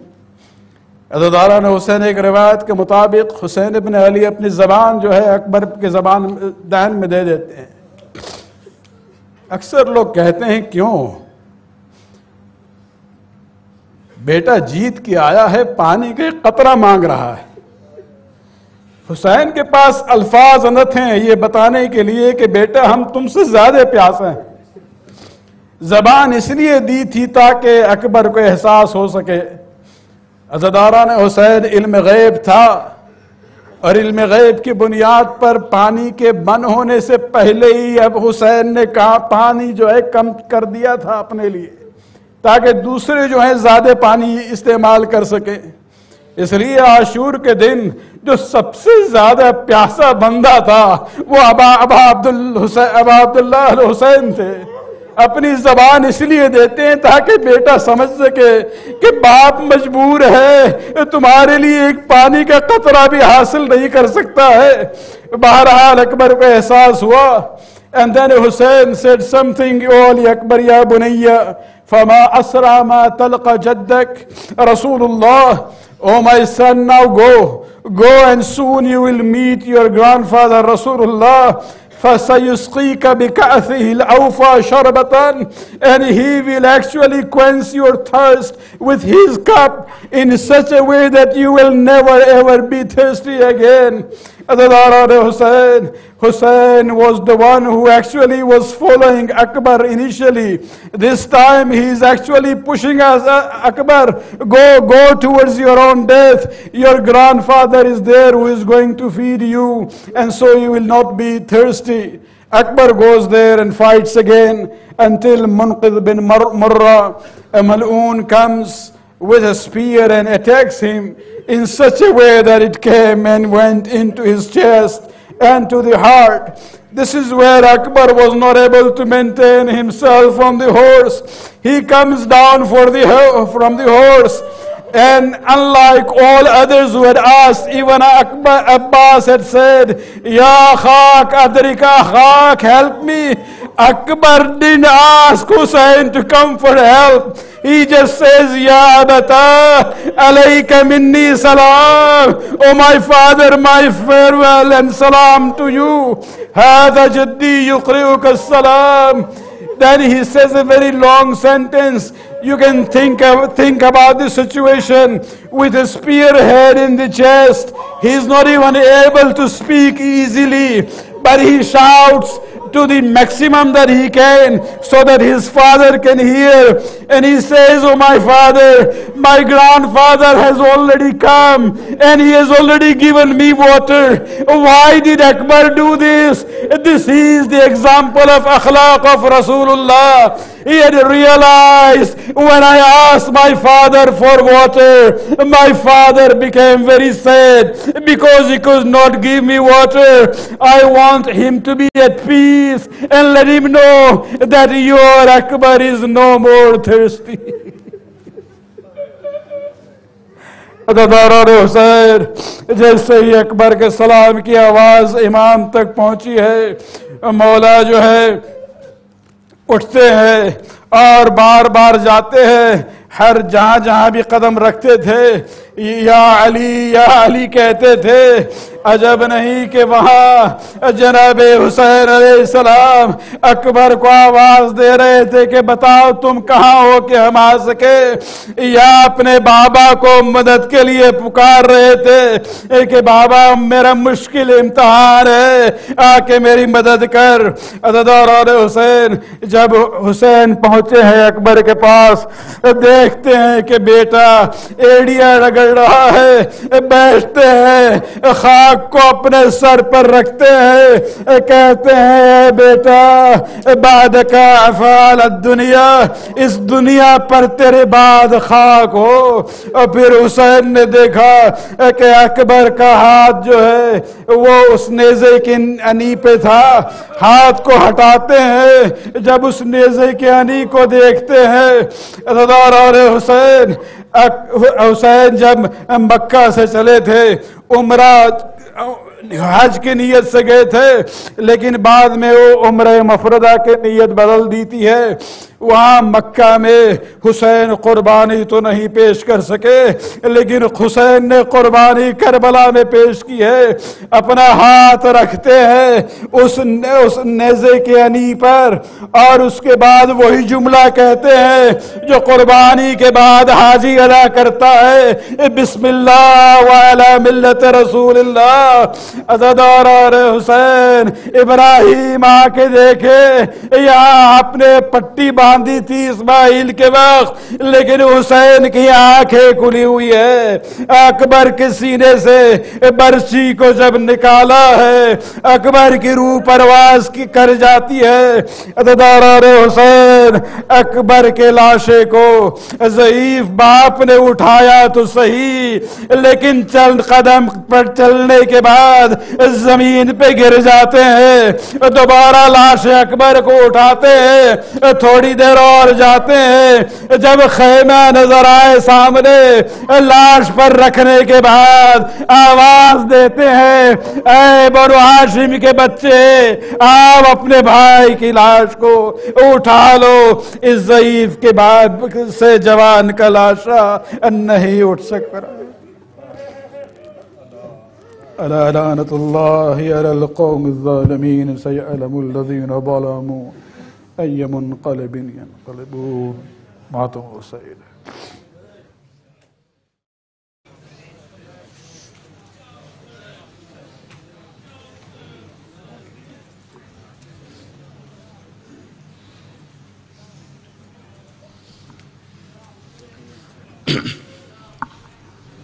Akbar तुम्हें मालूम किया मांग रहे हो, तुम बाप से मरने की रिजा मांग रहे हो। अकबर तुम्हें मालूम है क्या मांग रहे हो, तुम बाप से मरने की रिजा मांग रहे हो। क्या गुजरेगी इस बाप के दिल पर नहीं सोचा, تو نے میری جان علی اکبر نہیں سوچا، مر جاؤں گا میں تجھ سے بچھڑ کر نہیں سوچا، تم باپ سے مرنے کی رضا مانگ رہے ہو، دل روتا ہے نظروں سے اگر دور ہو بیٹا، کس طرح جدائی تیری منظور ہو بیٹا، تم ہی میری آنکھوں ہو میری نور ہو بیٹا، مجھ سے میری آنکھوں کے ضیاء مانگ رہے ہو، تم باپ سے مرنے کی رضا مانگ رہے ہو، دنیا سے گیا جس گھری محبوب خدا کا،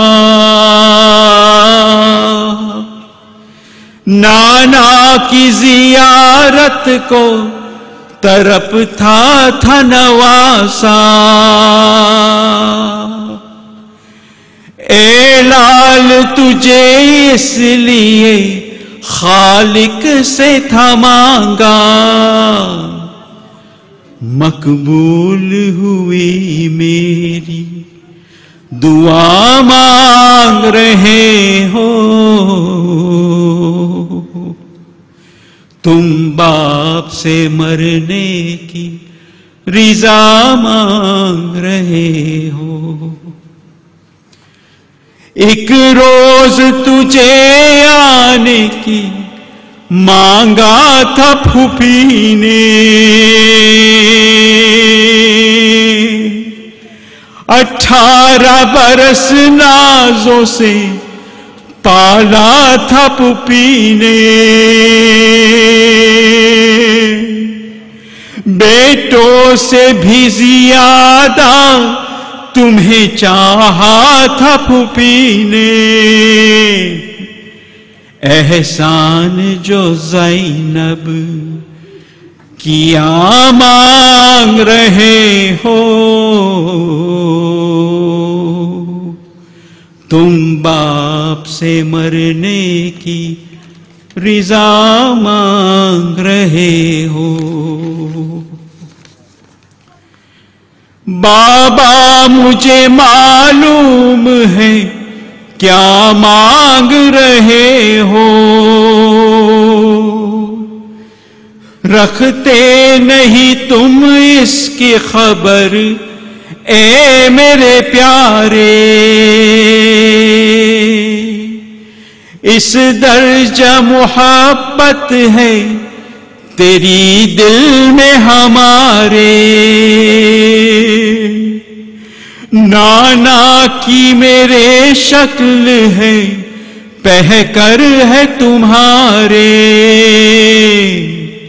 تم صورت محبوب خدا مانگ رہے ہو،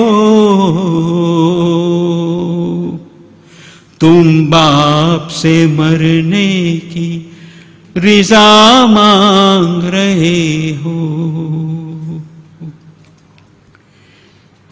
سر تیرے بھی جس وقت چرے گا سر نیزہ، ہوگا سر میدان جدا کر بھی تمہارا، ہم شکل پیمبر کا گلا کاٹے ہیں آدھا، گویا میرے نانا کے गला मांग रहे हो, तुम बाप से मरने की रिजा मांग रहे हो। अकबर तुम्हें मालूम है क्या मांग रहे हो, तुम बाप से मरने की रिजा मांग रहे हो। बाबा मुझे मालूम है क्या मांग रहा हूँ, एक बाप से मरने की रिजा मांग रहा हूँ। या हुसैन या हुसैन या हुसैन या हुसैन या हुसैन या हुसैन या हुसैन। बोले पदर से अकबर बरछी न खींचना, बोले पदर से अकबर बरछी न खींचना, बोले पदर से अकबर बरछी न खींचना, बोले पदर से अकबर बरछी न खींचना, बोले पदर से अकबर बरछी न खींचना। बाबा नजर को फेर लो, दम टूटने लगे, बरछी के पल से खून है दिल कांपता हुआ, उबलेगा खून जमीन पर, उबलेगा खून जमीन पर, बरछी न खींचना, बोले पदर से अकबर बरछी न खींचना, बोले पदर से अकबर बरछी न खींचना, बोले पदर से अकबर बरछी न खींचना। मैंने तुम्हें बुलाया था ताकि मैं कह सकूं, बिल्कुल ना गम करो मेरे दिल का है अब सुकून, बहते रहो यहाँ मगर, बहते रहो यहाँ मगर, बरछी न खींचना, बोले पदर से अकबर बरछी न खींचना, बोले पदर से अकबर बरछी न खींचना, बोले पदर से अकबर बरछी न खींचना। अम्मा को ये खबर न हो मेरे सीना लगी, गश आ गया है बस जरा शिद्दत थी प्यास की, मैं आ रहा हूँ चाहूँ अगर, मैं आ रहा हूँ चाहूँ अगर, बरछी न खींचना, बोले पदर से अकबर बरछी न खींचना, बोले पदर से अकबर बरछी न खींचना, बोले पदर से अकबर बरछी न खींचना। आए बोले हुसैन को बाप को बह गया, मालूम है कहाँ से कहाँ जा रही है کہتے ہو کو چھپا کر، کہتے ہیں منہ چھپا کر، برچھی نہ کھینچنا بولے بدر سے اکبر، برچھی نہ کھینچنا، بولے بدر سے اکبر، برچھی نہ کھینچنا، بولے بدر سے اکبر، یا حسین یا حسین یا حسین یا حسین یا حسین یا حسین یا حسین یا حسین، زخم دل کے دکھاؤں میں کیسے، زخم دل کے دکھاؤں میں کیسے، تیرا لاشا اٹھاؤں میں کیسے، اکبر میرا سحر والا اکبر، اکبر میرا سحر والا اکبر، اکبر میرا سحر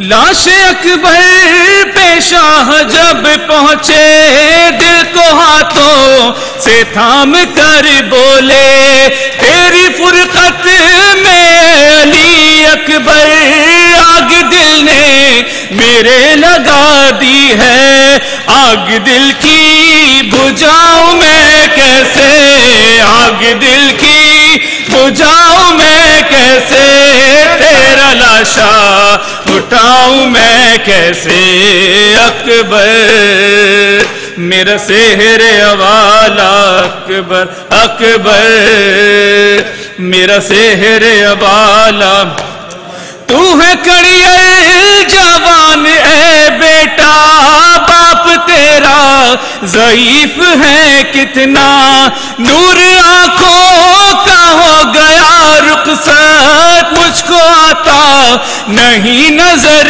خیمہ، لے کے خیموں میں جاؤں میں کیسے، لے کے خیموں میں جاؤں میں کیسے، تیرا لاشا اٹھاؤں میں کیسے، اکبر میرا سحر والا اکبر، اکبر میرا سحر والا اکبر، اکبر میرا سحر والا، جس نے 18 سال پالا تھا، کیسے دیکھے گی وہ تیرا لاشا، تیری شادی کا تاج سے ارماں، کیسے جھیلے گی وہ تیرا صدمہ، تیری ماں کو بتاؤں میں کیسے، تیری ماں کو بتاؤں میں کیسے، تیرا لاشا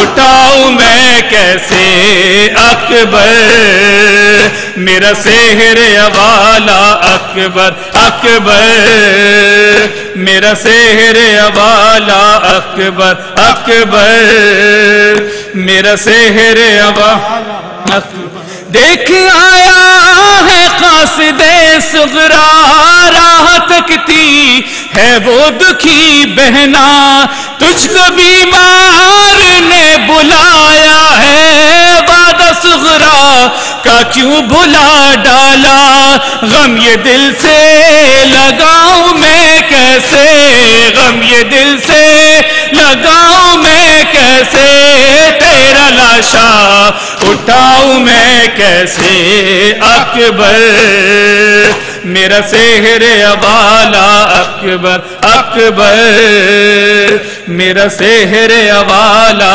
اکبر، اکبر میرا سحر والا، لطف جینے میں اب کہاں اکبر، دل سے اٹھتی ہے یہ فغاں اکبر، صبح عاشور دی تھی جو تو نے، خون رلائے گی وہ اذاں اکبر، تیری صورت بھلاؤں میں کیسے، تیری صورت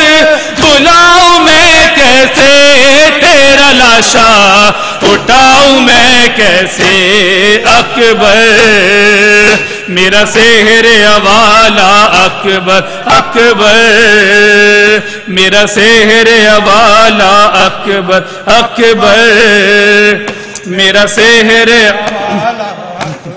ایسی غربت میں منہ نہیں موڑو میں ہوں تنہا مجھے نہیں چھوڑو کیا گزرتی ہے باپ کے دل پر غم زدہ دل کو یوں نہیں توڑو اپنی غربت بتاؤں میں کیسے اپنی غربت بتاؤں میں کیسے تیرا لاشا اٹھاؤں میں کیسے اکبر میرا سحر حوالہ اکبر اکبر میرا سحر حوالہ میرا سحر حوالہ حسین یا حسین یا حسین یا حسین یا حسین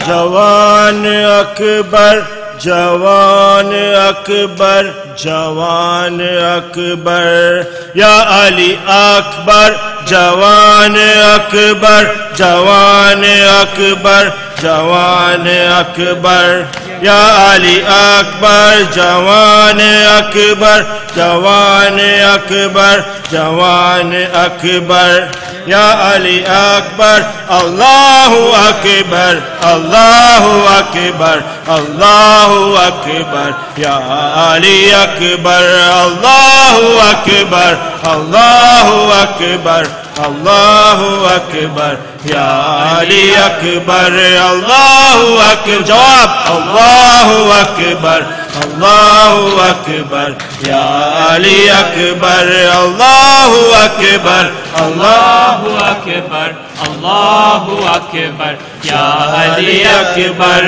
اللہ اکبر اللہ اکبر اللہ اکبر یا علی اکبر یہ صبح عاشور کا ہے منظر فضا میں گونجی اذان اکبر تڑپ گیا ہے علی کا دل پر اللہ اکبر یا علی اکبر اللہ اکبر اللہ اکبر اللہ اکبر یا علی اکبر اللہ اکبر اللہ اکبر اللہ اکبر یا علی اکبر اذان اکبر کا پہلا جملہ فضائے کرب و بلا میں گونجا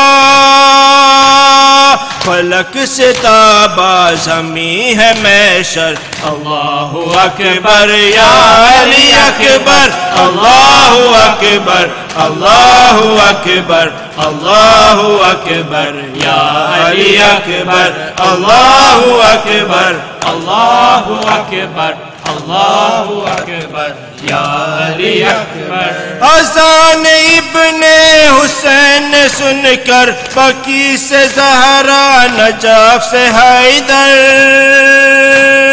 چلے مدینے سے ہے پیمبر اللہ اکبر یا علی اکبر اللہ اکبر اللہ اکبر اللہ اکبر یا علی اکبر اللہ اکبر اللہ اکبر اللہ اکبر یا علی اکبر اذان جو کرب و بلا میں گونجی عوام مدینے میں لے کے پہنچی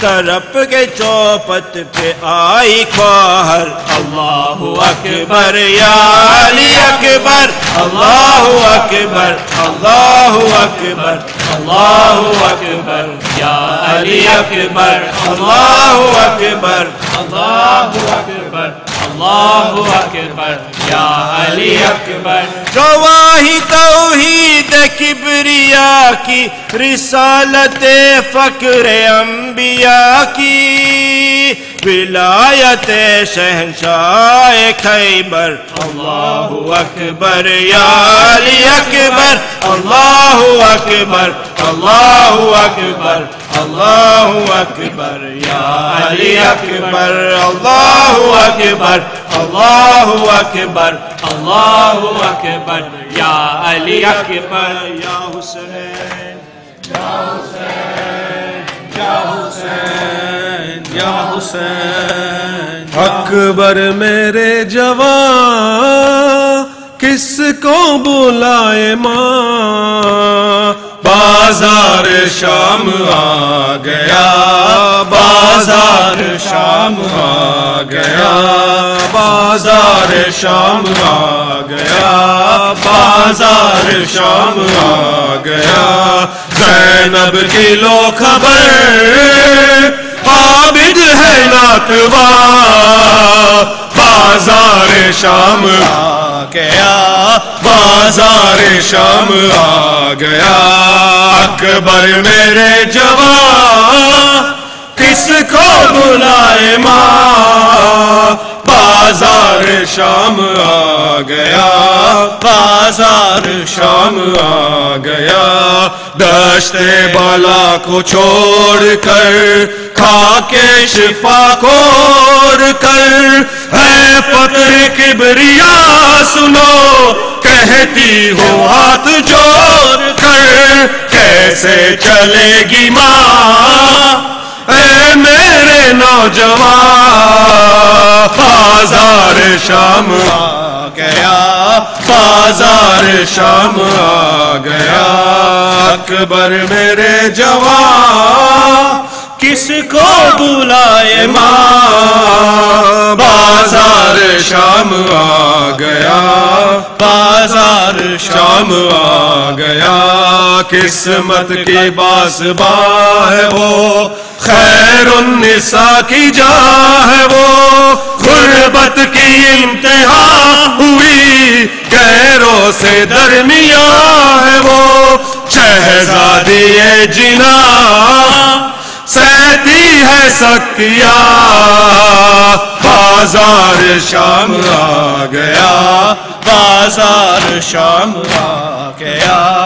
अकबर मेरे जवान किसको बुलाए माँ, बाजार शाम आ गया, बाजार शाम आ गया। कातिल तेरा मेरे बिसर सजाद का है हम सफर, कम तो नहीं है ये सितम सहता है हाथ वो मगर।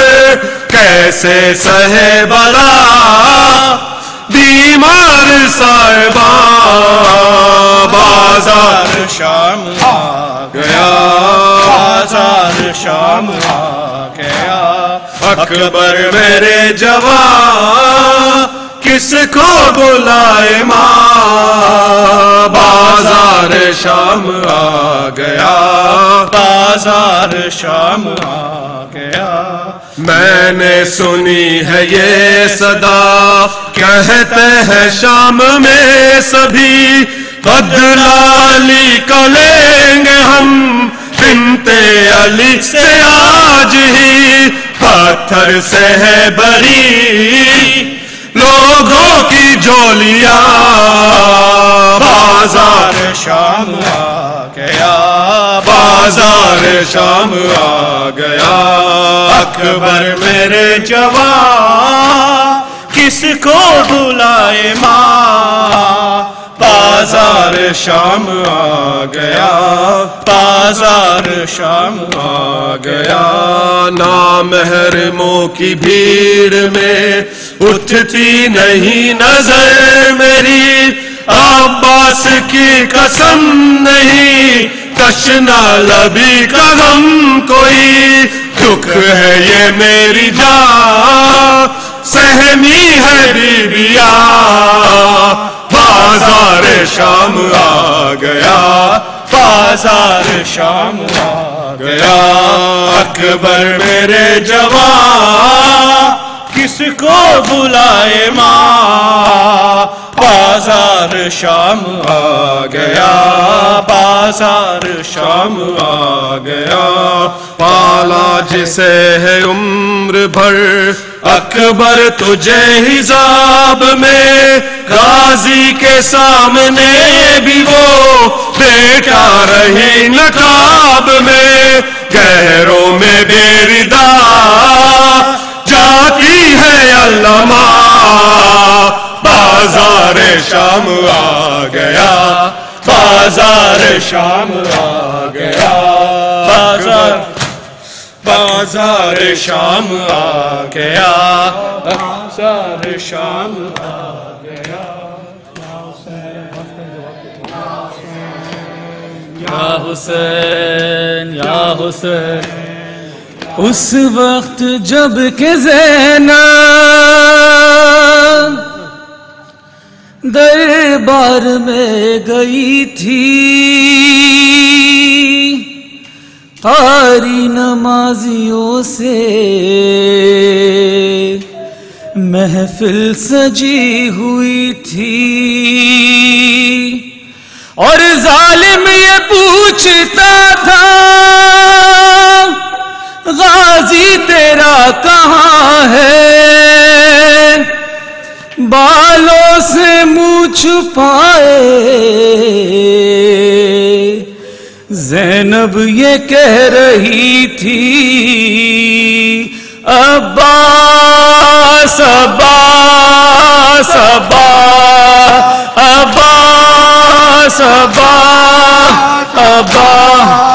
عباس عباس بیٹا ہے تو علی کا زہرا کی تو دعا ہے شبیر تیرا آقا ام البنین ماں ہے ہر صورت و چلن میں ہے در سے نہ جدا ہے تا حشر تجھ سے قائم دنیا میں بس وفا ہے ابا ابا ابا ابا سبا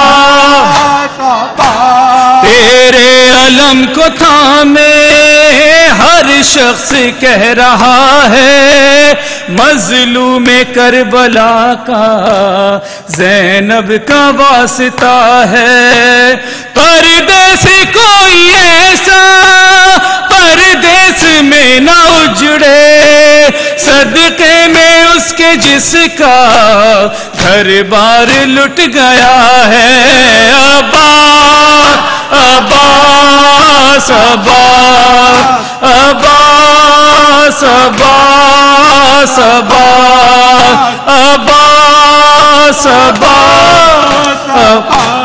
تقدیر کے ستائے تیرے در پہ سر جھکائے اشکوں کی التجا ہم غازی تجھے سنائے بیمار سر باقے زخموں کا واسطہ ہے جتنے بھی خستہ دل ہیں مولا شفا وہ پائے ابا ابا سبا ابا سبا ابا سبا سبا اس وقت جب کہ زینب دربار میں گئی تھی قاری نمازیوں سے محفل سجی ہوئی تھی اور ظالم یہ پوچھتا تھا غازی تیرا کہاں ہے بالوں سے منہ چھپائے زینب یہ کہہ رہی تھی ابا ابا سبا ابا سبا ابا سبا سبا دل کی مراد غازی تیرے علم سے پائے روتی ہوئی مائیں تیرے علم پہ آئے زہرا کے درد پہلو کا واسطہ فضا کی کنیزی میں میرا بھی نام آئے عباس عباس عباس عباس عباس عباس عباس شام غریب میں جس کا کرتا جل گیا ہے کانوں سے بالیاں بھی ہے شمر لے گیا ہے اس بے کسی پہ مولا بچی کوئی نہ ترسے فرش عزا پہ رو کر ہر دل یہ کہہ رہا ہے عباس عباس عباس عباس عباس عباس تجھ سے کتنی مانوس تھی سکینہ بابا کے بعد تیرے پرچم کو مانا سینہ معصوم وہ کلی تو تجھ سے بچھڑ کے غازی زندہ میں مر گئی ہے کہتی ہوئی حزینہ عباس عباس عباس عباس عباس عباس جتنے بھی اشک مولا کرتاس پر گرے ہیں معصومہ کی قسم یہ غازی فقط تیرے ہیں جو کچھ رقم کروں میں جو نہ رقم ہوا ہے الفاظ وہ ادا کر یاور سے جو پرے ہیں عباس عباس عباس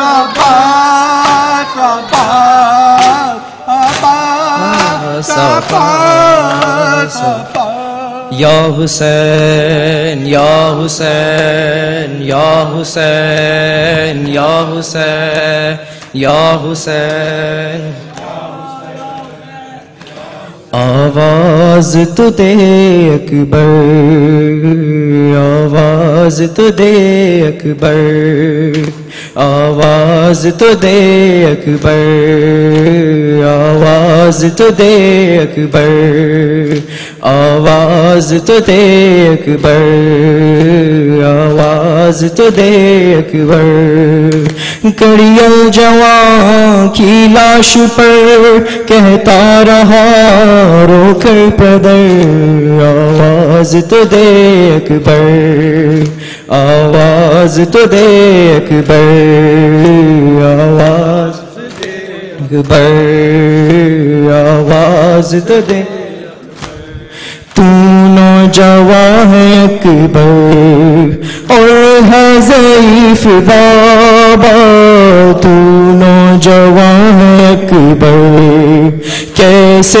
اٹھاؤ میت مجھ کو تو بتا دے اتنا جانا ہے اب قیوم تک کیسے کروں میں یہ سفر کم ہو گئی میری کمر آواز تو دے اکبر آواز تو دے اکبر آواز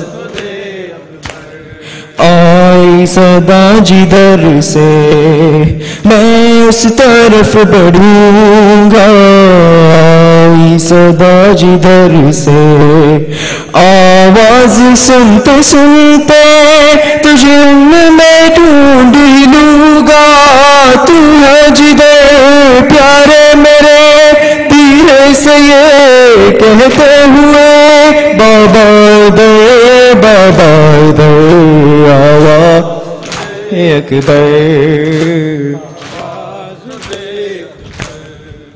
وہ عابد بیمار تھا وہ عابد بیمار تھا چلنے سے جو لاچار تھا، چلنے سے جو لاچار تھا، اور شام کا بازار تھا، اور شام کا بازار تھا، اور مصطفیٰ کی بیٹیاں مولا حق امام یا حسن یا حسین، مولا حق امام یا حسن یا حسین، یا حسین یا حسین یا حسین، شبیر کی وہ لاڈلی، شبیر کی وہ لاڈلی، سینے پہ جو شاخ پلی، سینے پہ جو شاخ پلی، جس کی ابا بن میں جلی، جس کی ابا بن میں جلی، منہ پر تماچوں کے نشان،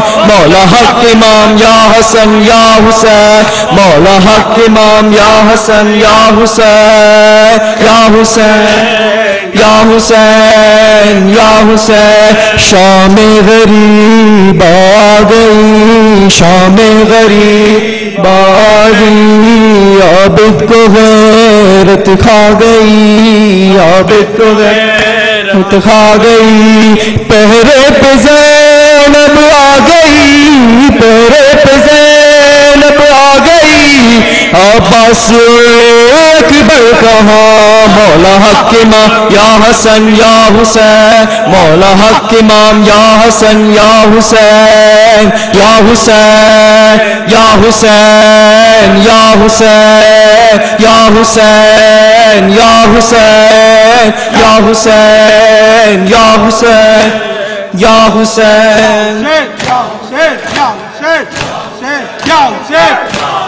یا حسین یا حسین یا حسین یا حسین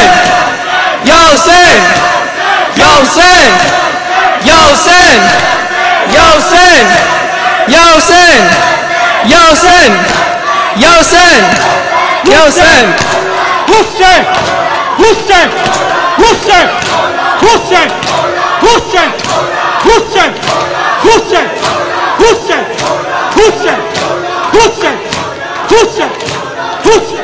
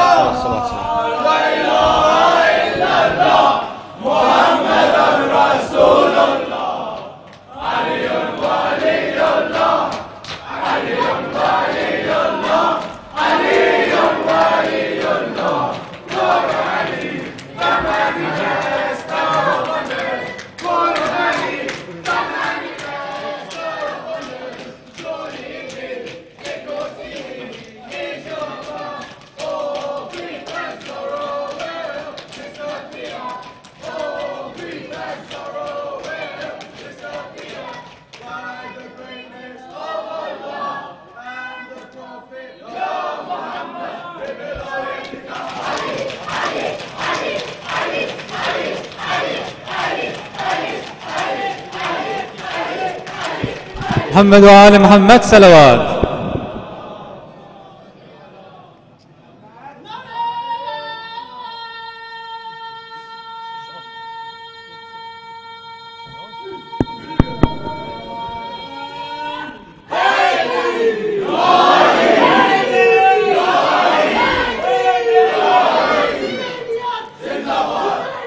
Zindabad!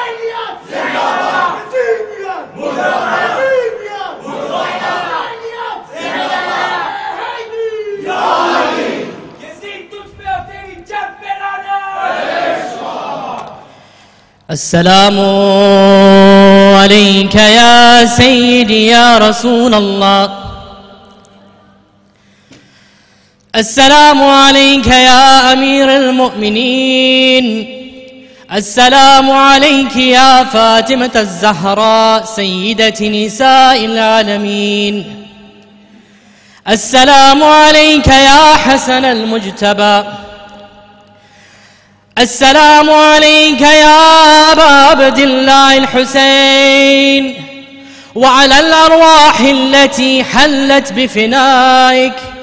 عليكم مني جميعا سلام الله أبدا ما بقيت وبقي الليل والنهار، ولا جعل الله آخر العهد مني لزيارتكم.